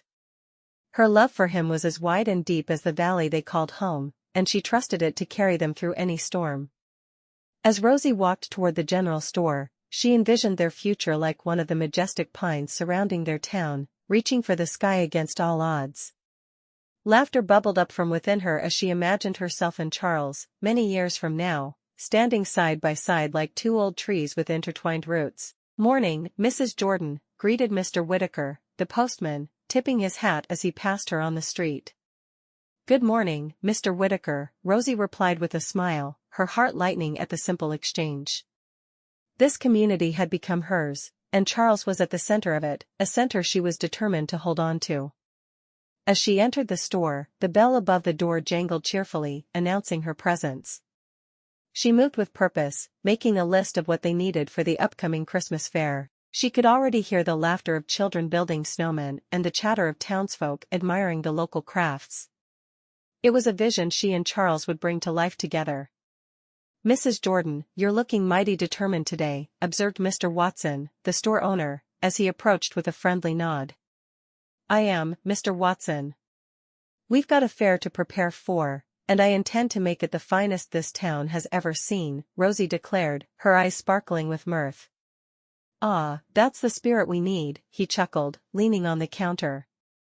Say, how's the mayor holding up? I know this is a lot with him trying to get his ranch built back up. Rosie's lips quirked. Charles is, well, he's working hard. But he'll get through it. We both will. Never doubted it for a second, Mr. Watson replied with a wink. You two are quite the pair. Like a couple of wild mustangs, takes a bit to rein 'em in, but once you do, there ain't no stopping 'em. Thank you, Mr. Watson. That means more to me than you know. Rosie's words were sincere, touched by the truth in his jest. Leaving the store with her purchases and newfound resolve, Rosie allowed herself to daydream of the moment Charles would finally let his guard down. It wasn't an if but a when, and she would be there, steady and waiting. For now, she would laugh with him, work beside him, and love him. She would be his sanctuary. Today, I reach out not just as a man who once loved your mother, but as a father who has silently held you in his heart, cherished and loved from the moment I learned of your existence. The truth of your parentage changes nothing of your value. I hope there is a future where we can explore what it means to be a family. I extend to you an invitation, born from a deep longing to right the silent wrongs of the past, to join me in Massachusetts. Here, we can forge new memories, build new bridges, and perhaps find healing in the telling and retelling of our stories. It is an offering of love, an outstretched hand, and an open heart, waiting, hoping for the chance to be a part of your lives. With all the love and hope that fills my heart, your father. Malcolm Ward. Rosie fell silent as the last word hung in the air, her fingers clutching the letter like a lifeline. For a moment, time itself seemed to pause, allowing the enormity of what they'd just learned to settle upon them. Izzy dropped her needles, the soft thud on the rug, barely audible. "Never our father," she murmured, more to herself than anyone else. Anna's brow was furrowed, the line between her eyebrows deepening as she processed the news. "To think all these years," she said, her voice quivering with emotion, "we were raised by a man who didn't share our blood. And now, to discover there's someone out there, who might actually love us." "Someone who has always loved us," Rosie corrected gently. "Does this mean we're not who we thought we were?" Izzy asked. "No, it does not change who we are," Rosie stated firmly. "We are still the women we've grown to be, strong, independent, caring. This just adds another layer to our story." "Another layer," Anna echoed, her gaze distant. "A father who loves us, it's strange to consider. Like discovering a hidden chapter in a book you thought you knew by heart." "Exactly," Rosie said, a wry smile touching her lips. "And what an interesting chapter it promises to be." The sisters sat in contemplative silence, each lost in their own thoughts about what they'd learned. A tear slipped down Rosie's cheek, unchecked and soon joined by others. Izzy sniffled beside her, a damp spot darkening the yarn in her lap. Anna, ever the nurturer, reached out with trembling hands, placing one on each of her sister's shoulders as her own eyes brimmed with tears. "Hope Springs is our home now. We can't just leave," Rosie said, her voice cracking with emotion. "Going back to Massachusetts would be like stepping backward into the unknown," Izzy murmured. Anna nodded in agreement. "Our roots are here. Our future is here." She rubbed her belly subconsciously, thinking of the new life growing within her.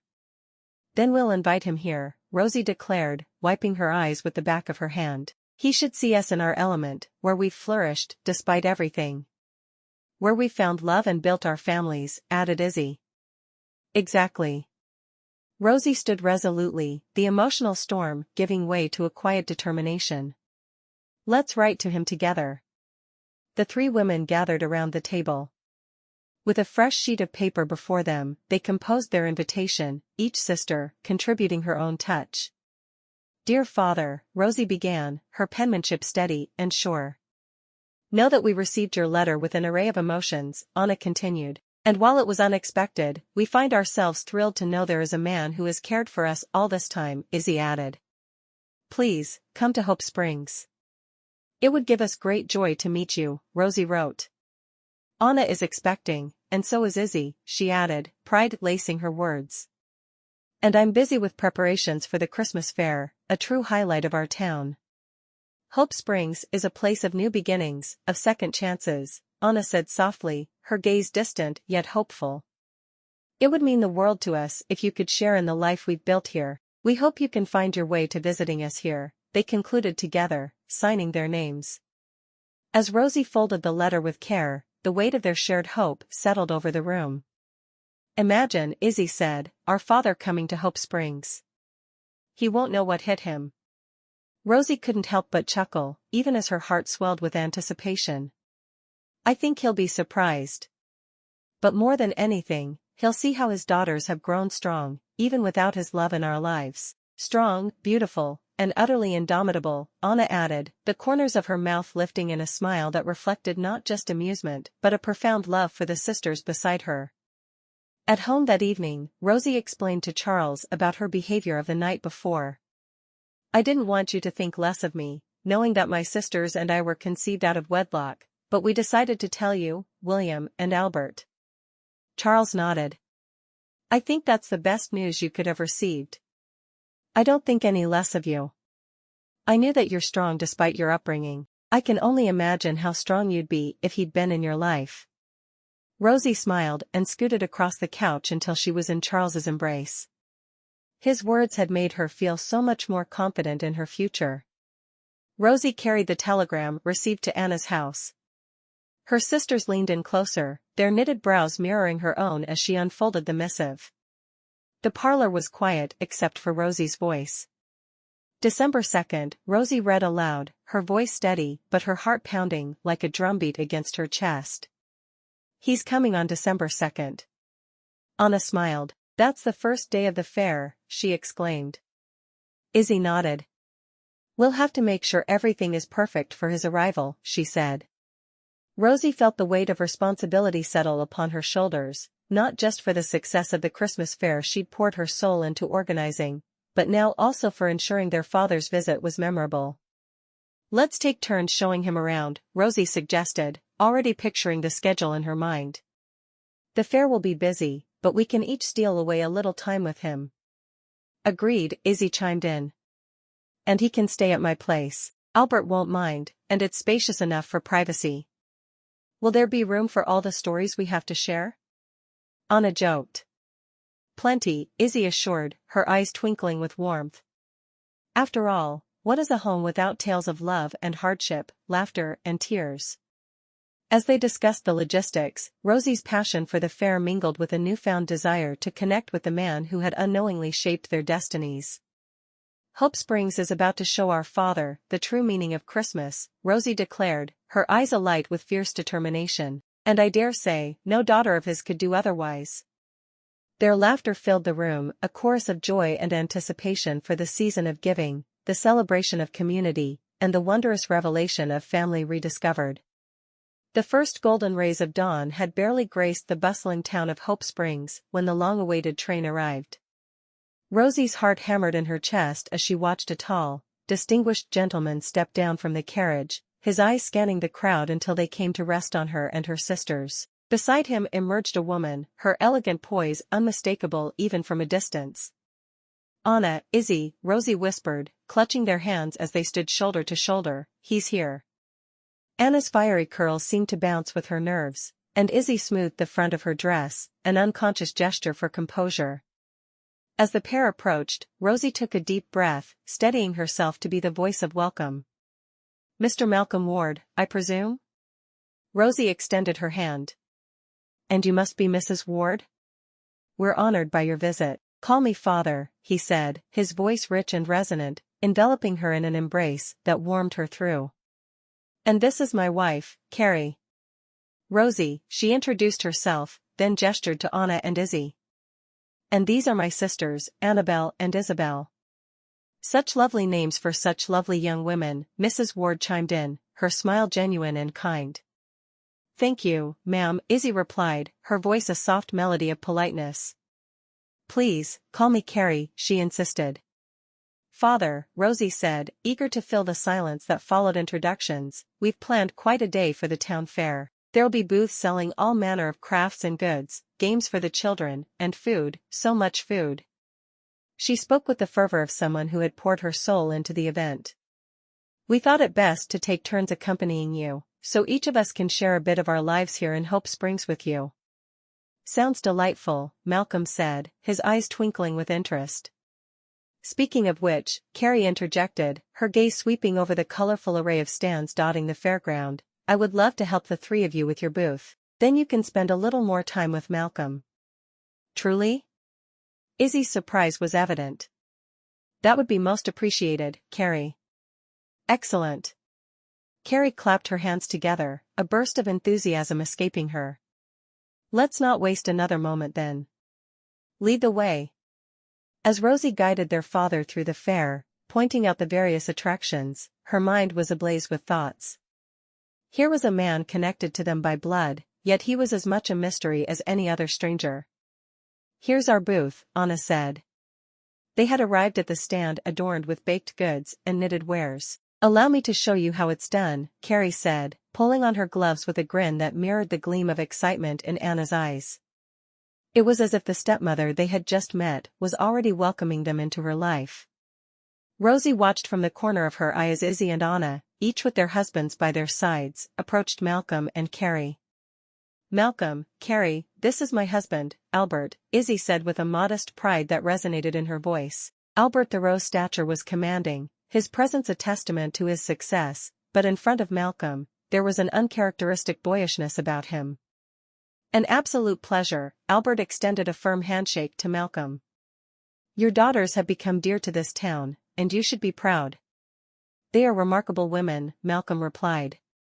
Beside him, Carrie nodded, her smile a perfect curve of warmth and acceptance. And this is William, Anna chimed in, gesturing to Dr. Mercer, who had been hanging back slightly. My husband and our town's physician. Doctor, Malcolm greeted, clasping William's hand. I understand we owe you a great debt for looking after our girls here. Sir, it has been my honor, William said. They've looked after me just as much. Laughter rippled through the gathering. Rosie was proud of what she and her sisters had accomplished in the months since their mother's death. Rosie, aren't you going to introduce Charles? Anna asked, turning toward her with a teasing glint in her eye. Ah, yes, Rosie murmured, her gaze lingering on the fair's bustling entrance, where she knew her meticulous plans were springing to life. Charles will be along shortly. Town matters, you know how it is. Of course, Malcolm said with a knowing nod. The mayor's work is never done. Exactly, Rosie agreed, her lips twitching into a wry smile. But I'll ensure he doesn't miss out on meeting you. Take your time, Rosie, Carrie said. We'll be here when you're ready. Thank you, Carrie, Rosie said, touched by the kindness in her stepmother's voice. It was a strange thing, feeling tethered to these near strangers. Besides, Rosie continued, her gaze dancing across the fairground alive with eager townsfolk and vibrant colors, I've put my heart into this fair. I want to see it unfold from the start. You'll understand when you see it, Father. We all need to get into our booths, because the fair is finally starting. Father. It felt strange to look into this kind man's face and equate him with the word, but it had never seemed to fit Mr. Winslow, whom she would never think of as a father again. Then let's make sure this fair is one for the history books, shall we? Malcolm declared. This is what I've been working toward for months. It needs to be in the history books. Rosie said, determination lighting her features. Rosie felt a surge of anticipation for the day ahead. It was a beginning, not just for the fair, but for the family they were only just starting to build. Rosie's hands danced over the few remaining pairs of socks at their booth. Thankfully, they had more at Anna's house, and it was just a matter of running to get them. Rosie, you've outdone yourself, Malcolm's voice broke through the noise as he approached. Thank you, Father, she said. Hope Springs has never seen a fair quite like this one. Most of the baked goods were gone, and she knew there would be a great deal of baking that evening. Perhaps even Carrie would join them. The woman seemed to have an endless supply of energy after that long train ride. Would you care for a walk? I'm famished, and I hear Mrs. Beasley's meat pies are not to be missed, Malcolm suggested, gesturing toward the food vendors who were still bustling with activity. Absolutely, Rosie agreed, securing the money box beneath the counter before stepping out from behind the booth. She watched as Malcolm confidently navigated the throng, heading straight for the stand where golden-crusted pies sat temptingly on display. 2 meat pies, please, he ordered, handing Rosie one wrapped in a square of brown paper that felt warm against her skin. Father, let me show you around. Rosie took a bite of the flaky pastry, savoring the peppery filling that warmed her from inside out. They strolled side by side, her pointing out various attractions, the children's laughter ringing from the makeshift carousel Dr. Mercer had engineered, the choir singing carols off-key but with unmistakable joy, and the miners competing in an arm-wrestling contest, their muscles bulging as they battled for bragging rights. Over there, she said between bites, indicating a group of women gathered around a quilt they were stitching together, that's the community quilt. Each family adds a square. By next year it'll be large enough to cover the mayor's house, Malcolm chuckled, his eyes crinkling at the corners. I should hope Charles has no objections to such an ornate covering. Charles knows better than to argue with tradition, Rosie quipped, her heart light despite the lingering thoughts of her husband's aloofness. Today was about celebration, about family, both old and new. The whole town has pulled together in a way I couldn't have imagined for this event. Rosie said, her words laced with a passion that mirrored the vibrant life of the fair around them. And now, you're a part of it too. Rosie, Malcolm said, you've done a beautiful job here. I'm so proud of you. She met his gaze, noticing a familiar determination there that mirrored her own. Thank you, Father, Rosie said, her heart swelling with a mix of pride and anticipation for the future. But we're just getting started. The meat pie in her hand was half-eaten, its savory warmth a comfort against the chill that crept into the air. As she and Malcolm walked in step, Rosie couldn't help but feel a magnetic pull toward her father. Your mother, Malcolm began, his voice faltering with an emotion Rosie hadn't expected to see in him. She had a laugh that could light up the darkest room. His smile waned, replaced by a somber tightness around his eyes. I'm sorry, truly sorry, for what you girls had to endure growing up. I would have done things differently if only I'd known. I would have done things differently if only I'd known. Rosie glanced at him, seeing the regret etching lines deeper into his face. I think we're just relieved that we aren't related to Mr. Winslow. You've obviously heard some of the stories. You came at just the right time. She paused for a moment. I may take you up on the offer of a visit. With Anna and Izzy expecting, I know they won't, but I'll talk to Charles tonight. Perhaps he'd be happy to see her go. It felt like the right thing to do, and having a father with her would help her. Malcolm nodded, a look of relief softening his features. They continued to walk through the fair, passing children laughing as they played games, and couples strolling arm in arm. Rosie pointed out each attraction, describing how it contributed to the community and the joy of Hope Springs. Charles really should be here to see this, Malcolm observed, watching a young couple dance to a fiddler lively tune. Rosie's smile didn't quite reach her eyes. He's ensuring everything runs smoothly elsewhere, she replied, her cheeks coloring with a hint of frustration. Ah, the burden of leadership, Malcolm mused. It can make you forget to live a little. Perhaps, Rosie conceded. As the fair began to wind down, Rosie felt a sense of accomplishment. The booth was nearly bare, her efforts having paid off. They had sold off many of the socks, and she would work on baking more that night. Thank you for today, for everything, Rosie said, her gaze meeting Malcolm's once more. Thank you for inviting me into your life, Rosie, he replied, clasping her hands in his. Do you think I could borrow Carrie this evening? We're completely out of baked goods, and I want to have something to offer the people who couldn't make it today. One more day, and this is done. Her father nodded. I think that would be wonderful. I wouldn't mind coming and spending the evening with Charles. Of course. Rosie said. Let's find her, and I'll walk you to my home. I'm sure either Charles or I will be happy to walk you to Izzy's when we're finished. Izzy has the most beautiful house, and that's where you'll be staying. Yes, Albert took our things there earlier, but we have yet to see it. As they walked toward the ranch, Rosie's mind was on Charles and approaching him about going home with her father. He didn't seem to want her around most of the time, so it would be a good solution. Chapter 10. Rosie's sleeves were rolled up to her elbows, and flour covered the apron tied snugly around her waist. She shaped the dough into whimsical shapes, her hands deft and practiced. Carrie stood beside her at the counter, her more delicate fingers carefully adding frosting to a batch of cookies. Rosie, Carrie said, I never did have children of my own. You can't imagine how it warms my heart to finally include Malcolm's daughters as part of my family. She glanced up from her meticulous work, her eyes glistening. I'm so happy you're letting me help with this and be a part of your life. Rosie paused, her hand stilling on the pastry. She looked over at Carrie, seeing the genuine joy etched into her features. I'm so glad, Carrie. We're blessed to have you in our lives too, Rosie said sincerely. Our mother was good to us in every way. When the man we thought was our father said we couldn't go to church, Mother read scripture to us and prayed with us. When he said we couldn't go to school, she taught us to read, write, and do arithmetic. She taught us history. She let us go to the stream in the summer so we could cool off. She broke many of his rules for us. The only thing she didn't do was tell us that we had another father who loved us. Rosie shook her head.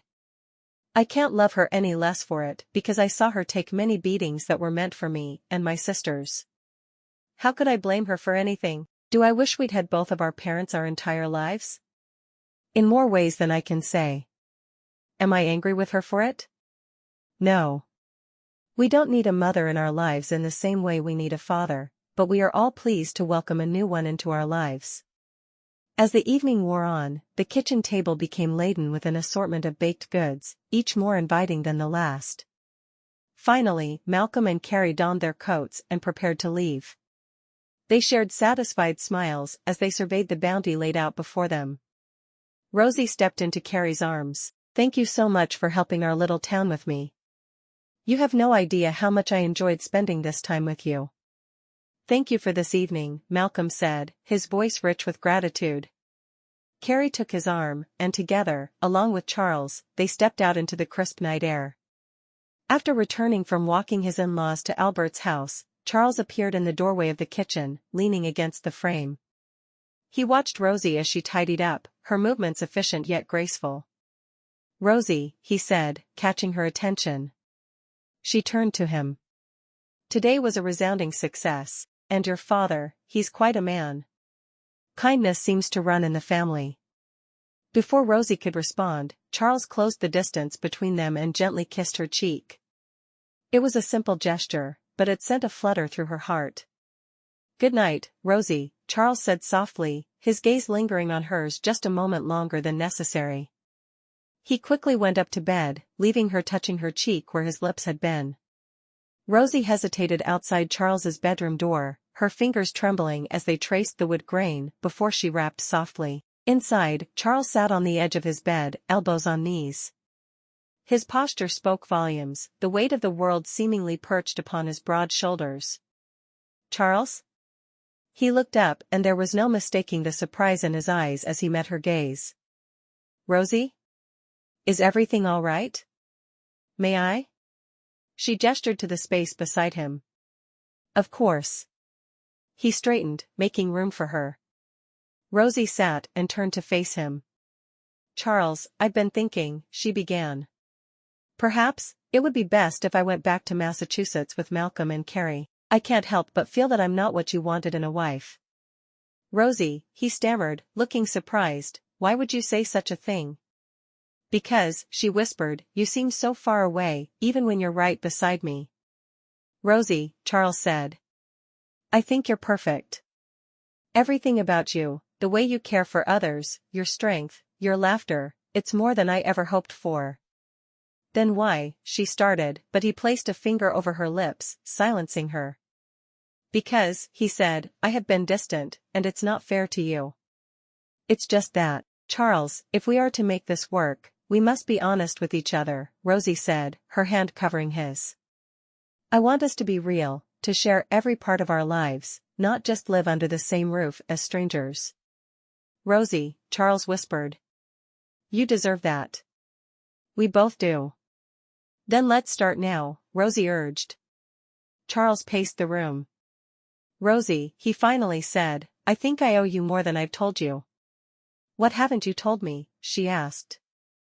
"Rosie," Charles began, "I've been carrying burdens I haven't wanted to share. But seeing you, knowing you, it makes me want to try and let go of those fears that have shackled me." Rosie reached out, her hand finding his. "Tell me, Charles," she whispered. "I'm right here with you. And I'm not going anywhere."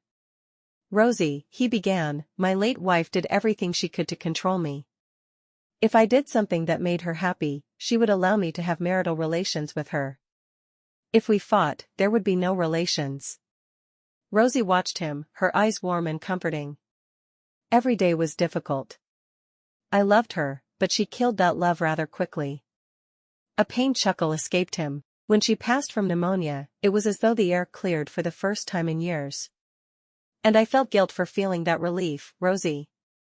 In the flickering light, Rosie's hand reached out, finding his arm. He had to know he had her unwavering support.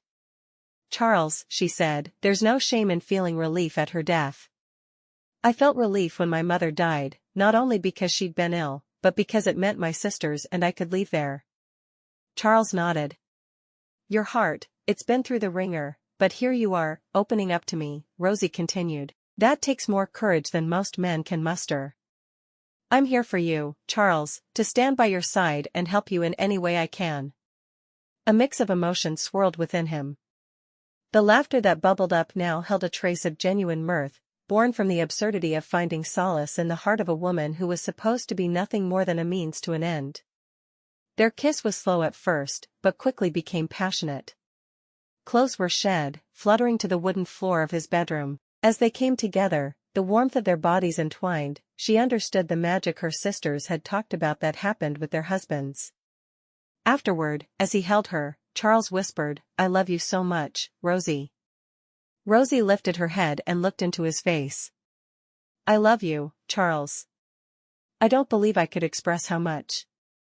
The following evening at Izzy and Albert's house, the air was thick with the scent of roasted meat and freshly baked bread. Laughter and conversation bubbled around them, but Charles found himself with his gaze anchored to Rosie. She was radiant, her cheeks flushed with a rosy hue that matched her name.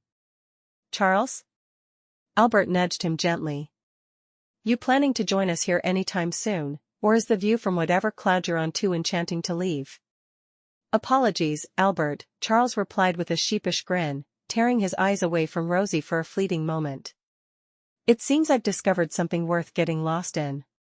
"Ah, love," Albert mused, clinking his glass lightly against Charles's. "Makes even the most grounded of men float away." "Yes," William chimed in from across the table, raising his own glass in salute. "To floating away." As the night unfolded, Charles savored each glance exchanged with Rosie, each subtle touch beneath the tablecloth, all the while marveling at how vastly his world had expanded since allowing his emotions to surface. Later, after the laughter from the dinner table had dwindled into a contented murmur, Malcolm sat with his hands clasped, his gaze flitting across the faces of his daughters and their husbands. "Girls," he began, his voice catching slightly, "Carrie and I have been talking, and there's something we need to share." Rosie felt a flutter in her chest. She exchanged a quick, searching glance with her sisters, Anna's fiery curls bobbing as she leaned in, Izzy's elegant poise unshaken but her eyes alight with curiosity. "Carrie and I," Malcolm continued. "We've grown quite fond of this place, of being here with you all. The thought of returning to Massachusetts without you is more than we can bear." He paused, looking down at his weathered hands, before meeting their eyes again. "Would you mind terribly if we decided to settle here, close to our family?" For a moment, the room was silent. Then, as if by some unspoken signal, the Winslow sisters turned to each other, their expressions a complex tapestry of joy, surprise, and an inkling of mischief that only siblings could share. "Yes," they answered in unison. "Truly?" Malcolm's eyes misted over. "Of course, father," Rosie said, her voice warm with affection. "This town could use more good people like you and Carrie." "Besides," Anna chimed in, her grin wide and impish, "Hope Springs has never seen a batch of cookies quite like Carrie's. You'll both fit right in. And it will be good for Lillian to grow up with a grandfather close by." "And the baby's on their way," Izzy added softly. "Seems Hope Springs is quite the magnet," Charles remarked. "Attracting all sorts of treasures." "Very true," William agreed, his tone carrying the weight of his medical wisdom. "I've always said, family is the best medicine. Especially when it comes with Carrie's cookies," Albert said. "Then it's settled," Malcolm said, his voice buoyant with relief and newfound purpose. "Hope Springs, prepare for 2 more eager hearts to call you home." Epilogue. 10 years later. Rosie stood in the middle of a gathering in Albert and Izzy's parlor. "Look at this," Charles said, sidling up to Rosie. "Who would have thought?" She smiled at him. They had weathered storms together, braved uncertainties, and now they basked in the comfort of enduring love, a love that had only grown stronger with each passing year. Rosie sighed contentedly, leaning into Charles, his arm wrapped around her waist, anchoring her against him. The afternoon was a true success, with the entire family gathered together. Rosie couldn't help but reflect on the immeasurable ways their lives had intertwined, creating memories and shared history. "Hope Springs really is our little sanctuary," she murmured to Charles, her words barely audible above the din. He nodded, his eyes meeting hers with an intensity that made her heart flutter even now. Our sanctuary, he echoed, built on the foundation of love, passion, and a dash of good old-fashioned stubbornness. Wouldn't have it any other way, Rosie said, her heart full as she surveyed the room, the place where their past met their future, a future they were all crafting together, one heartfelt moment at a time. Charles watched as a whirlwind of children swirled through Izzy and Albert's parlor. Each set of twins, products of the remarkable fertility that seemed to run in his wife's family, seemed happier than the last. 11 sets, Charles muttered under his breath, marveling at the sheer number of little ones. And not a single one flying solo other than Lillian. Surprised, dear? Rosie's voice pulled him from his thoughts. She sidled up beside him, her belly rounded with the promise of yet another duo. Every day, he confessed, turning to meet her gaze. I thought I'd signed up for a quiet life, but I seem to have enlisted in an army of ankle-biters instead. Rosie's hand found his, squeezing gently. Just be happy, only 3 sets of twins are ours. Well, for soon, she said with a knowing smile. I don't know how William does it.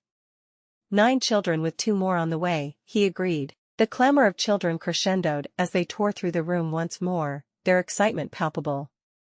They converged around Malcolm and Carrie, the patriarch and matriarch of this burgeoning clan, who welcomed each embrace with open arms. Looks like the troops are rallying around the generals, Charles observed. Or seeking reinforcements, Rosie added, her eyes following the trail of giggles and squeals weaving through the furniture.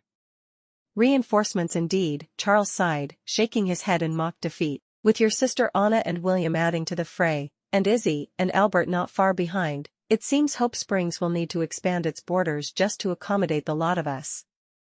Expansion is a sign of prosperity, Rosie said, not at all worried about how he felt about the children. He loved the whole lot of them. Prosperity, Charles said. We're rich in ways I never could have counted.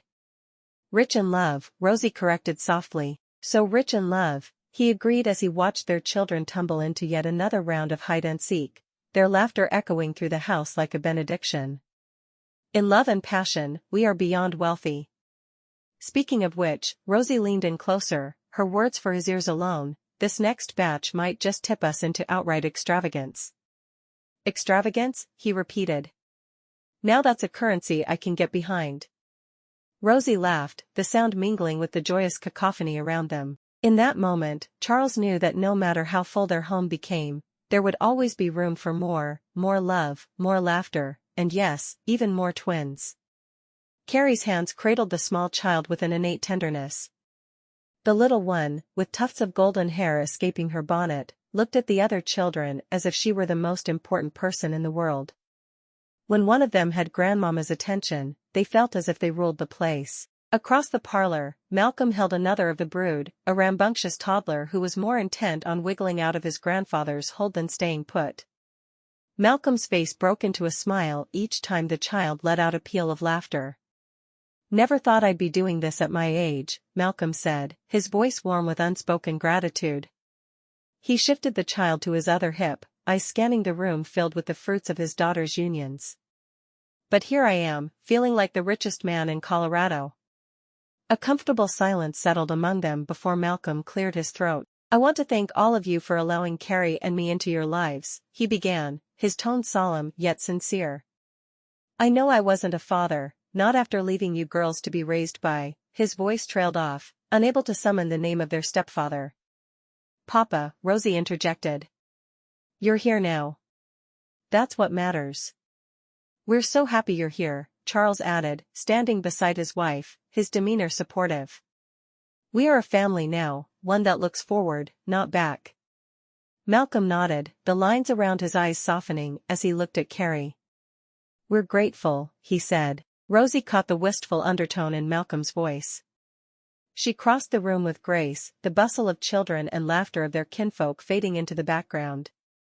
Her heart, always so attuned to the undercurrents of emotion, recognized the moment for what it was, an opportunity to heal old wounds. Papa, Rosie said, you mustn't carry that burden any longer. She reached out, placing a gentle hand on Malcolm's arm, her touch grounding. Malcolm looked down at her, the sadness in his eyes a stark contrast to the mirth around them. Rosie continued, we wouldn't be who we are today, strong, and capable of great love, if our past had been any different. A soft chuckle escaped her lips, not mocking but rather reflecting the irony of life's unpredictable tapestry. Imagine that.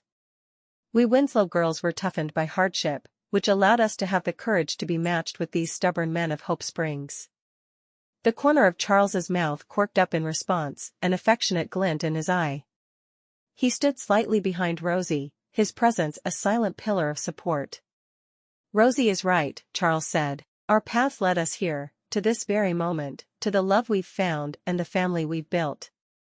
Everything truly happens as it's meant to.